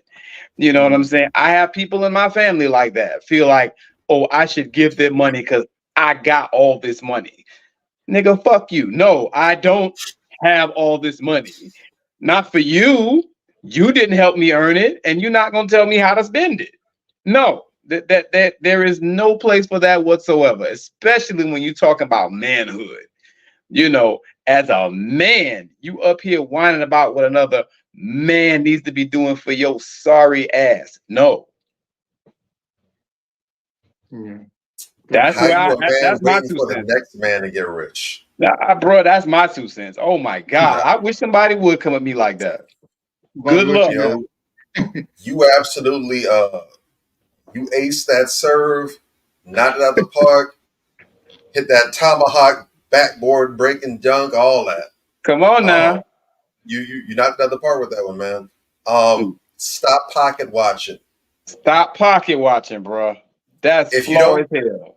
If you don't got one arm shorter than the other, if you don't make a tick-tick noise on command, if you ain't got a whole watch face going on, stop pocket watching. Don't do it. Real talk. The president and Jay's character aside, because I know the argument you made about Jay-Z and his character, and while that might be the case, even then, Jay-Z's paper is his own. That's his money. That's his ends. You're not entitled to it. Stop the entitlement. What would happen if Sean Carter never existed, was never born, and his relative didn't have a wealthy person in the family to ask that money for? What you gonna do then? Yeah. What they need to do, if you're a smart man, holler at him, have a conversation with him, see if he can bring you in so that you can make yourself a valuable asset and you can earn some of his money. You know what I'm saying? If you want to count the man's money like that, well, shit, see if you can make yourself useful. But just begging and expecting it, boy. Who knows? And one of the things that I don't like about these kind of stories is that there's a lot of context that's left out. So all we know is that this relative, and that's hella nosy for that to be out there, but this relative, who probably was salty and leaked information, leaving parts out, asked for just under $5,000, and big wealthy cousin Uncle Jay-Z said no. And the perception is supposed to be, well, Jay-Z's selfish and stingy, blah, blah, blah. We don't know anything about this cousin. Maybe this cousin has a drug habit. Maybe this one of those goofy cousins that always has some harebrained scheme or whatever, that always needs money. They got a gambling debt. We don't know anything. Maybe this cousin is irresponsible as hell, and Jay knows that he could literally piss money in the wind and get a better return on the investment than giving it to this clown. Real talk. But even if all that isn't the case, even if this was a responsible cousin, whatever, good steward of money, great ideas, even if all that was the case, Jay-Z still has the right to say no. Period. Because it's his money. He doesn't have to justify it to anybody. It's his money. Would it be great if he shared freely with others? Sure, I guess it would. Yeah. But he doesn't have to. Sure doesn't. And I don't think that necessarily is a knock against him if he chooses to say no as opposed to saying yes. He has the right to do what he wants to do with his paper. Stop pocket watching.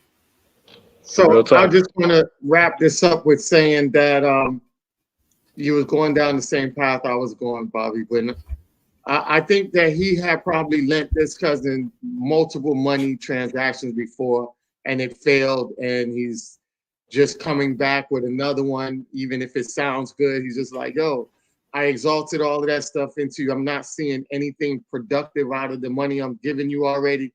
And sometimes you come to you have a boundary, a financial boundary that you say, you know what, you're not getting another dime. I don't care.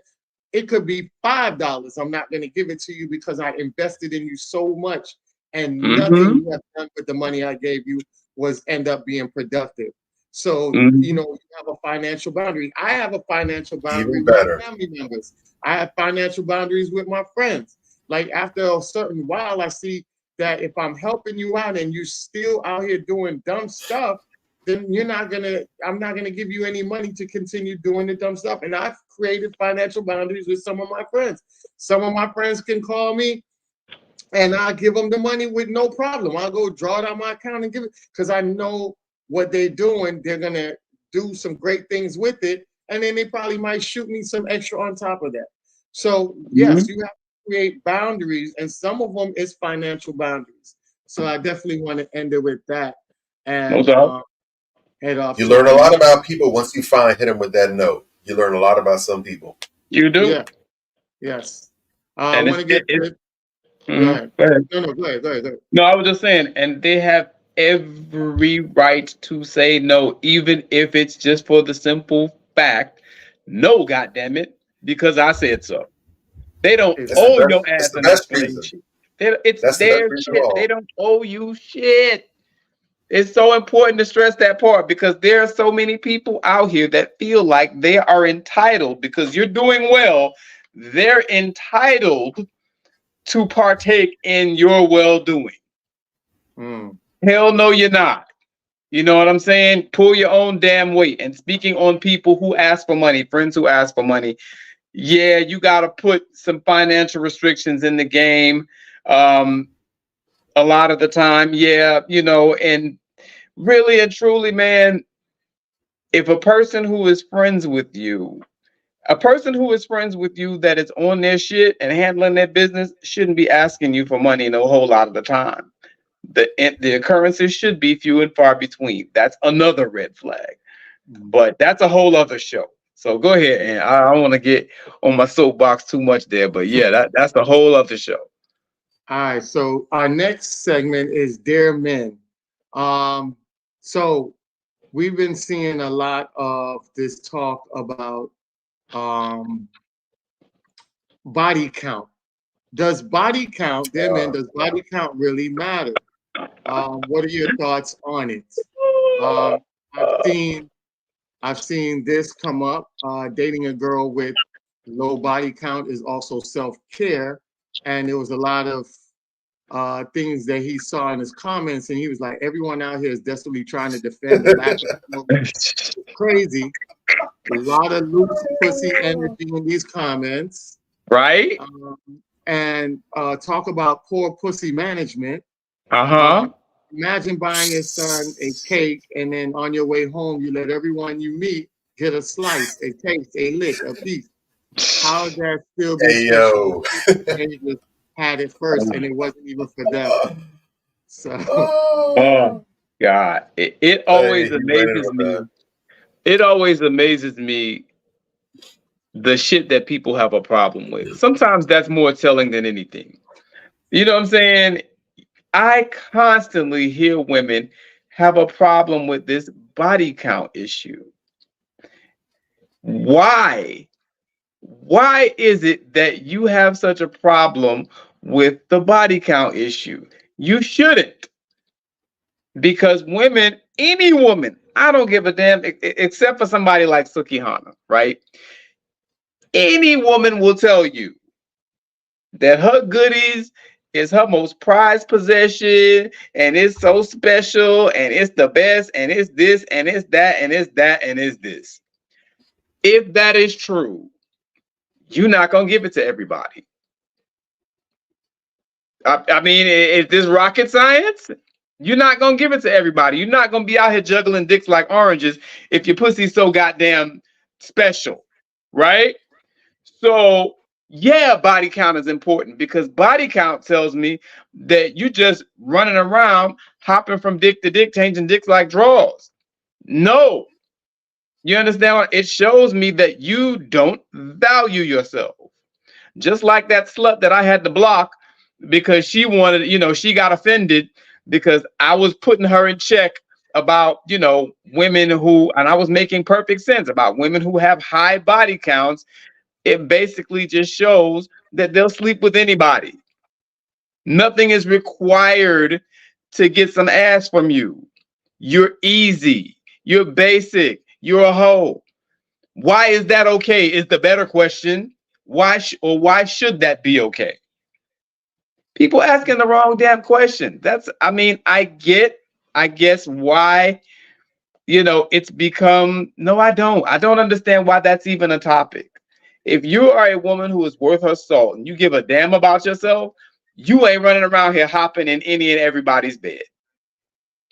Because hoe and thought culture is accepted now. And you got the Lori Harveys of the world running around, hopping from this guy to that guy. Looks like she finally slowed down, thank God. And I hope she stays there and starts to take herself a little more seriously, respect herself a little more. I hate to see sisters. Huh? Knock on wood. Knock wood. I hate to see sisters out here not valuing themselves and not respecting their bodies. And then they want to complain about you objectifying them. What are you giving a man to respect when you behave like that? Yes, body count is important to quality men. If you don't want body count to be important for the women, for those of you women that have a problem with that, just keep dealing with the low quality niggas you've been dealing with. You'll be fine. Case closed. All right, Bobby. Bada bing, bada boom. I have been seeing this a lot recently. I don't know what sparked it per se, but then again, does this conversation ever really go away? The simps keep allowing it. The simps keep allowing it. Well, look, what I will say is this, because to be honest, the whole subject of chasing body counts is silly to an extent, because the reality is, the vast overwhelming majority, this is about as close to an absolute as you can get, really. But the vast overwhelming majority of women will never be honest about their body count. They never will. It's rare to find that, unless the count is really low, like maybe 1 or 2. In that case, they're probably. But the more the number goes up, the less likely they are to be honest about it. In some cases, they can't be honest about it because if it's a lot, they can't even honestly remember all the ones that they've been through. True. Especially given the circumstances. And based on what we know about this, even if a woman is honest with you about the body count, it's going to be hard to take her seriously because of knowing how women in general are with the subject. What I will say is that there are ways that you can kind of get a glimpse of what it is. So you might not know the exact number, but again, going back to the issue with Gunplay's ex-wife, whatever the case is, one of the reasons the concept of a body count is of relevance to an extent is because we're talking about proper judgment, decision-making skills. Mm-hmm. You are allowing people to literally go inside of your body. And we understand that when it comes to the transmission, the passing of STDs and infections and such, it's easier for women to pick it up than it is for men, just by sheer logic and by sheer nature of how sex works. Mm-hmm. The man is inserting into the woman, not the other way around. So by definition, it's very easy for women to pick up on things of that nature. It's also, the case where children are developed within the woman. A dude can literally go around like Johnny friggin' Appleseed and get a different woman pregnant 365 days out the year. Meanwhile, the woman is going to be the one who's going to be, from jump, stuck with having the child in their stomach, developing, and all the changes that come with. So the same reason why women lobby behind the concept of my body, my choice, for that same reason, it behooves women to be selective about who they give access to their body with. For real. And if you racking up numbers, what that tells people is that the standards for admission here really ain't that high. Real You go to an talk. amusement park and they say you have to be a certain height to ride, you have to be a certain weight to ride. And in your case, the height restriction is very, very small. The weight restriction is pretty vague in general. Mm-hmm. So what does that say about how you think, about how you process, about how you reason, about how you take this very important act, both physically, emotionally, spiritually, the biological effects? When you get into the weeds, there's a lot of reasons why you should be very conservative with yourself in that restraint too. And to a large extent, that applies for men as well, but not nearly like it does for women. Right. So the body count matters, but not just because of the whole, not making yourself special for other people, because that's true to a certain extent. But more than anything else, it's the mindset. It should be an honor for a dude to say that he's been with you because it's so difficult to get up in there. There you go. But if you got a whole room, a whole squad, a whole convention center of dudes that could say, yeah, man, I had it back in 99. 99? I think she got better in the 2010s. Remember when during the pandemic? That quarantine version is where it's at. Yeah. You shouldn't be able to come out here and swap war stories about you and Real talk. Yelp reviews about you. That's an Real issue. talk. And there are quite a few women out here like that. I've heard groups of 4-5 dudes sitting up comparing notes. You know what I'm saying, on how this chick is. And you make a good point that, you may not be able to necessarily know the body count. A lot of times they may lie, but I'm a very, very, very astute observer of behavior. And I listen like nobody's business. You know what I mean? So I have an idea just by the way a chick conducts herself of what her body count is like. And whatever. And, when you ask these questions, you can pretty much, the type of woman that informs the answer can give you an idea as to whether or not, that there's any there behind what she's saying. Yes. My wife, for instance, I assumed based on a good many things, that I knew about her that, she was probably a lower body count person, and other women that I dated. I mean, just the simple strength that, hey, I don't go to clubs. Women who hang out in clubs leave those clubs with men. You understand? That's the long and short of it. For the most part, women who hang out in clubs, they're in the club every week. A lot of those chicks go home with those dudes that they meet at the club.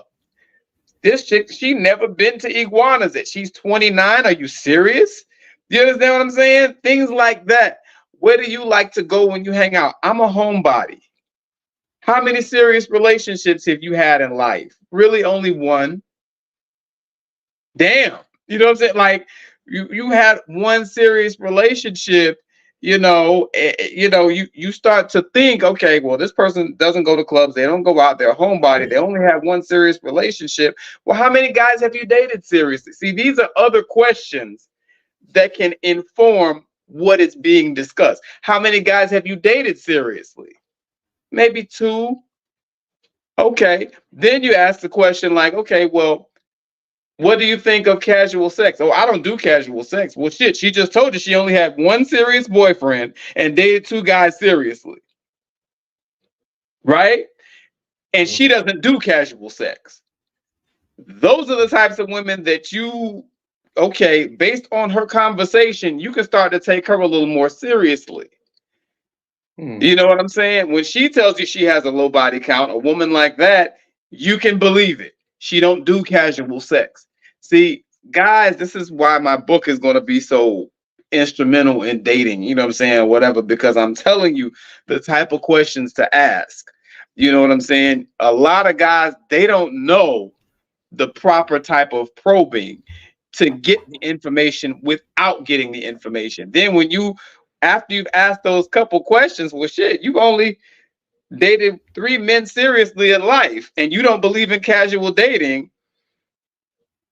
Or another good one. Have you ever had a one-night stand? No, I don't believe in those. These are the type of answers you should be trying to get out of women. You know what I'm saying? On a realistic level. And you can see by her behavior, does it match up with what she's saying? And you could draw That's a the conclusion. key. You know what I'm And that's saying? the key. That's the key. She can tell you anything, but if Get she's the a good answers time. and observe. Exactly. I've Because had you to can't break up fake with forever. I've can't had to fake break up forever. with women. I've had to break up with women before because they want to be out every weekend partying. That ain't lining up with what you're telling me. You understand what I'm saying? You want to be in the club all the time. You go to the office for happy hour every week. I'm sorry that you just don't seem like no lady to me if you hanging out at the office every week at their happy hour. I'm no. There's something wrong with that. It don't sit well with me because the office, it's not even where just a place where men hang out. That's a place where the gangsters hang out, thug niggas, like the crustiest, cruddiest niggas in the city hang out at the office. And I know some of those guys. I don't want my woman in there. You did like you gotta know the ledge a little bit, man. You gotta gauge the person you're dealing with. Sometimes they'll tell you so much without having ever told you anything. But go ahead. Exactly. All right, so we're going to our final subject tonight, which is hell yeah, hell no. Yeah. We'll hopefully run through these real quick. Yeah. All right, let's get it. All right, Jen and May. Let's go. Hell no. No. Hell no. Team Jeezy. Yes. Shit. Hey! No! Hell no. All right, Tyreek Hill. Hell yeah. Yeah, Hell yeah. Fastest man in the NFL. definitely. Actually, tonight, hell no. He's murdering my fantasy team. Huh? I'm cussing out my coworker in the morning. I'm hella salty. Atlanta Black Star Online. I'm gonna have to say hell no. They have too much of that Bucci news. Bucci cat news. I no. I can't do it. They have some good stories sometimes, but too much bullshit. All right. Too much poison with the candy coating. Yeah. Blue Ivy. Hell yeah. Oh yeah. Hell yeah. Blue Ivy getting the little dances. Matter of fact, hold up. Big up to Sis. And I gotta tip my hat real quick to Beyonce for that, to putting a shout out that making some very intelligent decisions. I don't know if that was her own idea or how that came about, but that's a brilliant idea. You know, as being one of the biggest entertainers in the world, being married to one of the biggest entertainers in the world, that kind of situation you got going on, by default, you know your child is going to be in the limelight. You might as well flip that into something, and to get her prepared possibly for a life doing what you're doing. Maybe she's not a singer. Maybe she's not a dancer, or that's not her thing. But that's an amazing experience to be able to give your child. And to say, I did this when I did something that most adults, people never get to imagine doing for themselves. I got this kind of exposure. If I go in this direction, I already got my brand name set. That's an amazing, unorthodox way of building a legacy for your child and giving them something they can bang off of. That's amazing parenting by Beyonce and Jay-Z. And what's amazing, I don't follow Beyonce like that, but just going based off some of the clips I've seen, the pictures, it's amazing to watch that child's confidence really bloom like that. And as critical as I am of the Beehive, and for good reason, I can definitely appreciate and give them credit for giving that child a lot of positive reinforcement and to really helping build that child's self-esteem up. That is dope. That is amazing. I love what's happening there. Hell yeah. And she can dance her ass off too. She was a little, it took her a while to get it, but now she got it. She nasty with it. I think that was nerves though. Because you know what I mean? She nasty with it. This isn't performing for your little kindergarten recital. You were performing at one of the largest tours, one of the largest events in the world at this time. One of the hottest ones. Everybody's there. All kind of highbrow people damn near killing their savings, bleeding their 401ks to attend this. That's a lot of pressure on his shoulders. I would expect that it would be kind of scary if the child could just hit everything right the first time out the bat. Yeah. But she's developed and coming into her own, and that confidence is going to be bulletproof going forward in life. That's what's up. Yeah. All right, Right. Stephen A. Smith, Hell no. Too much cooning. Next. Rod Wave, Samuel A. Smith. Rod Wave. Uh, Hell yeah. I like Rod Wave. I like Rod Wave. I don't really listen. Not that I avoid him, but I don't really listen to him like that. I heard a couple things here and there, but I'll say hell yeah. He hasn't hit me yet. Don't know if Okay. he will ever, but Check him out. He all right. He all right, man. He is. Kind of like a new school Nate Dogg. Lala Anthony. Hell no. No. no. No. Sorry. I'm- Got nothing. I got nothing. I'm rooting for her though. I am. I really am. Ugh. I want her to Fushnickers? win. Oh, Fushnickers. Fushnikins. Bless Yeah. you. Hell no. I'm sorry. I never liked this dog. That's a Who? what is that? Fushnikins, That's man. That group from the 90s. How you know Stellar Dwellers and you don't know Fushnikins? That's with Shaquille O'Neal. What's up, Doc? Can we rock? Yeah. He was Oh. Shaq. He was Shaq Fu. He was Shaq Yeah. Fu. Oh, Last move. We don't got nothing to prove. Last move. Them niggas. I like Fushnickers. I like Okay. that was my group. Ooh. Okay. I haven't heard that brought up in a grip. Shaq Fu was my nigga, dog. I'm gonna give hell yeah for the culture. I thought you Yeah. please. Red Table Talk. Hell no. No. Hell no. Some of the most toxic shit to come out in the last 20 years. Hell no. I'm gonna cut this camera off right now. Don't do that.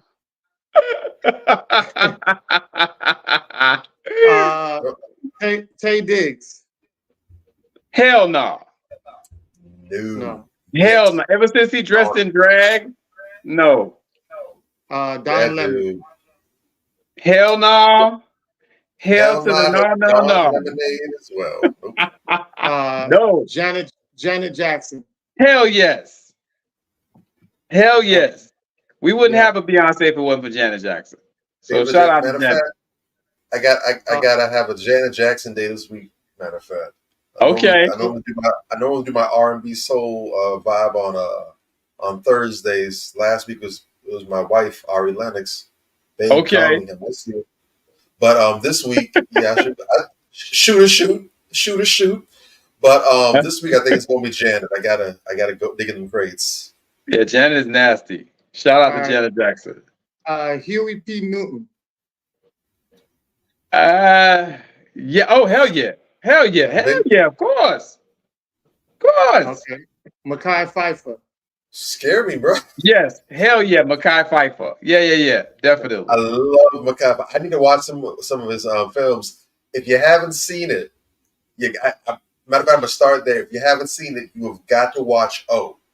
Classic, underrated film that nobody talks about, but it's a modern reimagining of Shakespeare's Othello with Mekhi in the role of the Othello or O.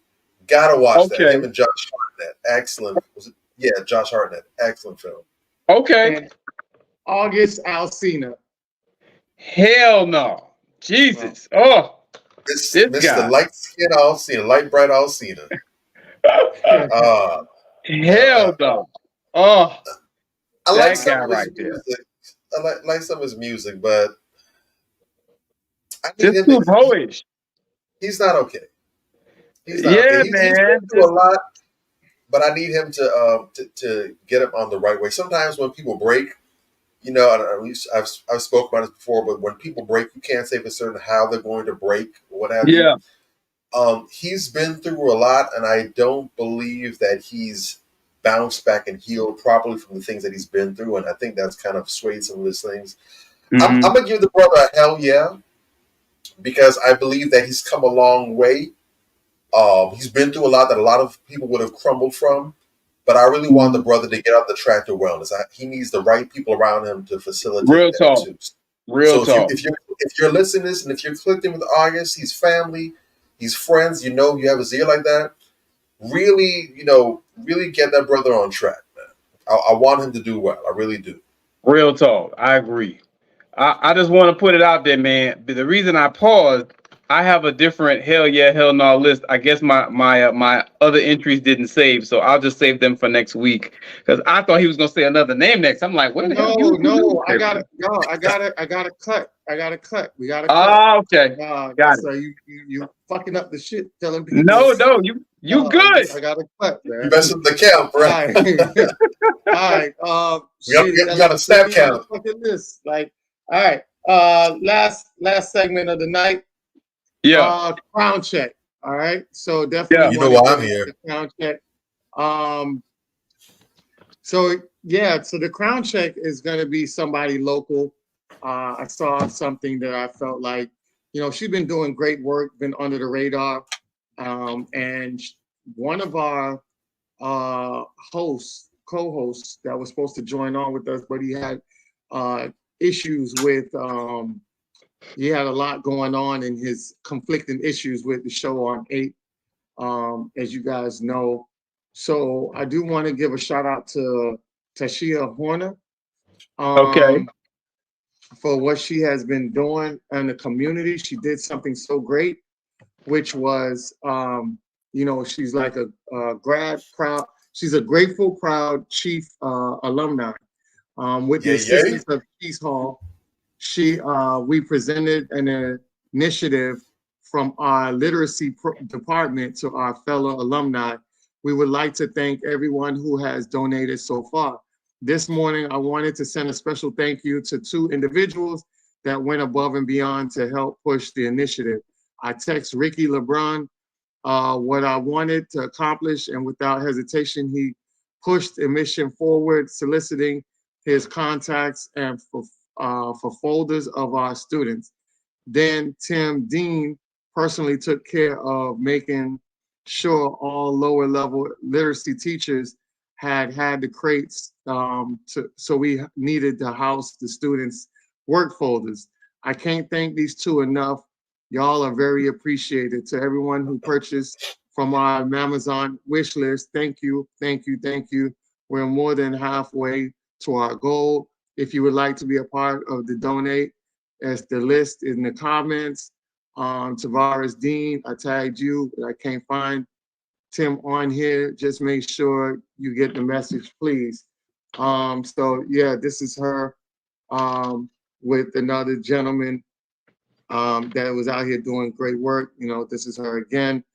So I definitely wanted to give her a shout out because of the simple fact that she went out of her way to basically start the literacy department. And when we talk about financial literacy for our children, it's so very important. And for her to take the initiative and get the resources from Rick that you guys know has been you guys seen on the flyer, super dope dude who assisted with that to get that done.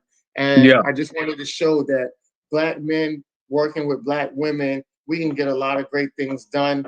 And that's the reason why I wanted to present her tonight, because the combination of Black men and Black women, whether it's friendship, whether it's relationship, whatever the case may be, when we work together, we create great things, and great things are produced from that connectivity. So I just wanted to leave y'all with that for the night, and I'll let my host, y'all two close it out for us. That's it for this week's show.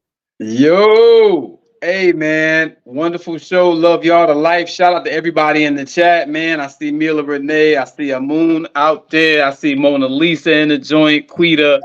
Shout out to all of y'all. Thank you for joining us. Yo, we appreciate y'all.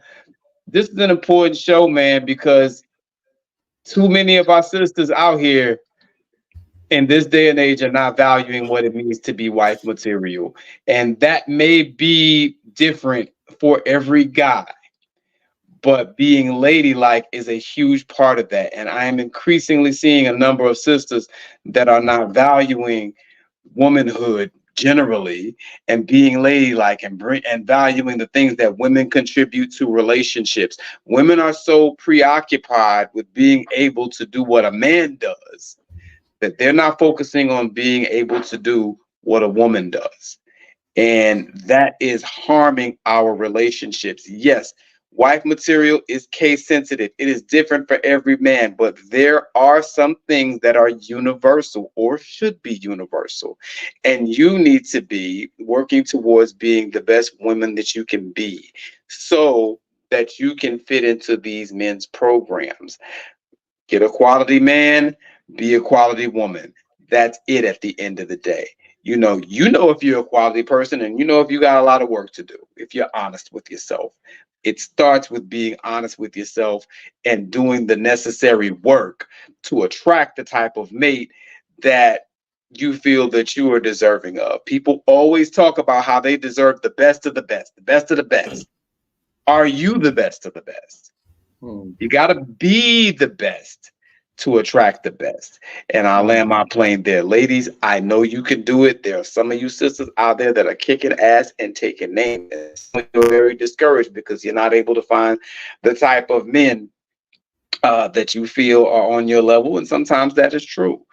But I encourage you, do not give up hope. Do not become a lesser person. It don't look pretty in the end. It just doesn't. Do your best and claim your best. I'll land my plane. Well said. Drake. In summary, I know I spoke about it a little bit earlier, but I want to leave this one towards the end. When we talk about wife material, the biggest thing that a woman can do in being wife material is to be coachable, to be moldable. And one of my brothers, shout out to my man JC, Intellectual Sniper JC, author. Follow his page, good solid brother, good content, excellent thought points. He spoke about this a little while ago, and I remember when we got to this topic, and I want to pull it up and share it. I'm just going to really quickly read what he put. And he put, when I talk about molding, the trigger think it's abusive, toxic. They say you're taking away from the woman. No, you must build a relationship to be successful from the ground up. The man must be the clear-cut leader from day one. Not day 99, not day 300, day one. Most modern relationships, after everything fails and it's hardship, now he's the leader. Women are not children, Sniper. No, women are not children. But women absorb and download so much bad information in their life, they must purge. By the time many of them meet a quality man, they're clueless. A masculine man has to do a mental power washing of all the modern society filth and junk. This power washing of patience is a gift to the feminine. No woman is coming perfect, none. But the best women are coming ready to fully receive from the man. She's able to fully receive his instructions, guidance, correction, resources, and his culture. All that is his covering and protection. These media outlets teach women to enjoy his resources, but not his correction.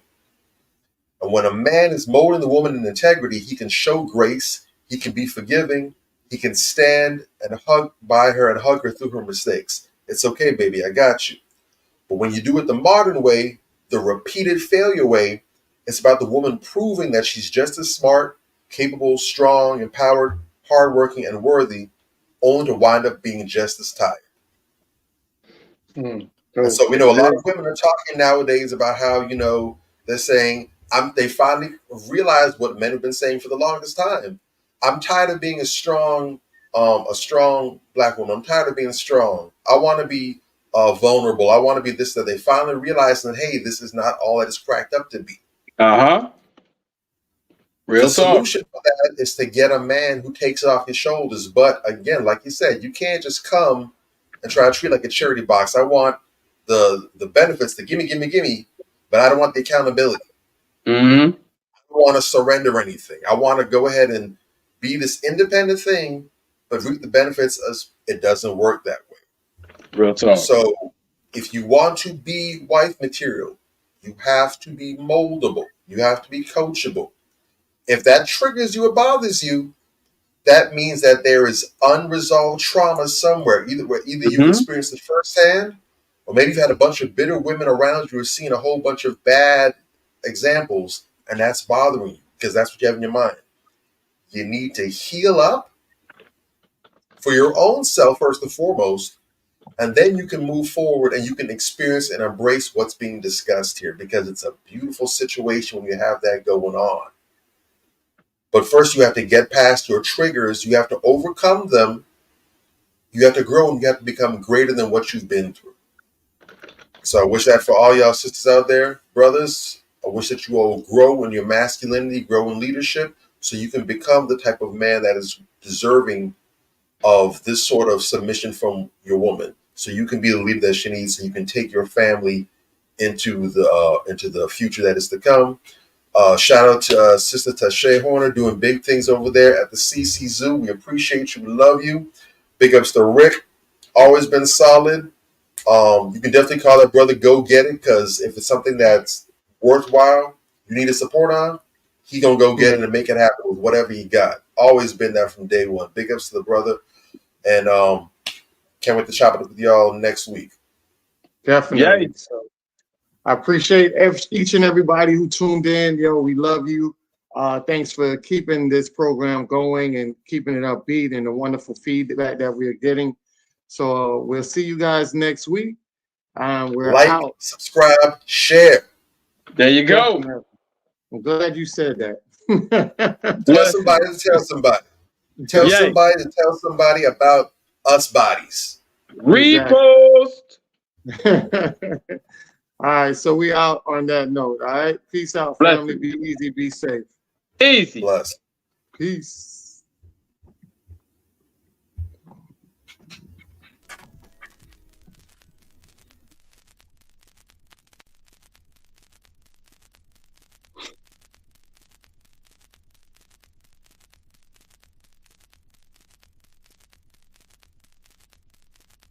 On the album, we do things like songs that are a little, what we call sexy. You can see from the title, it's more of a love album.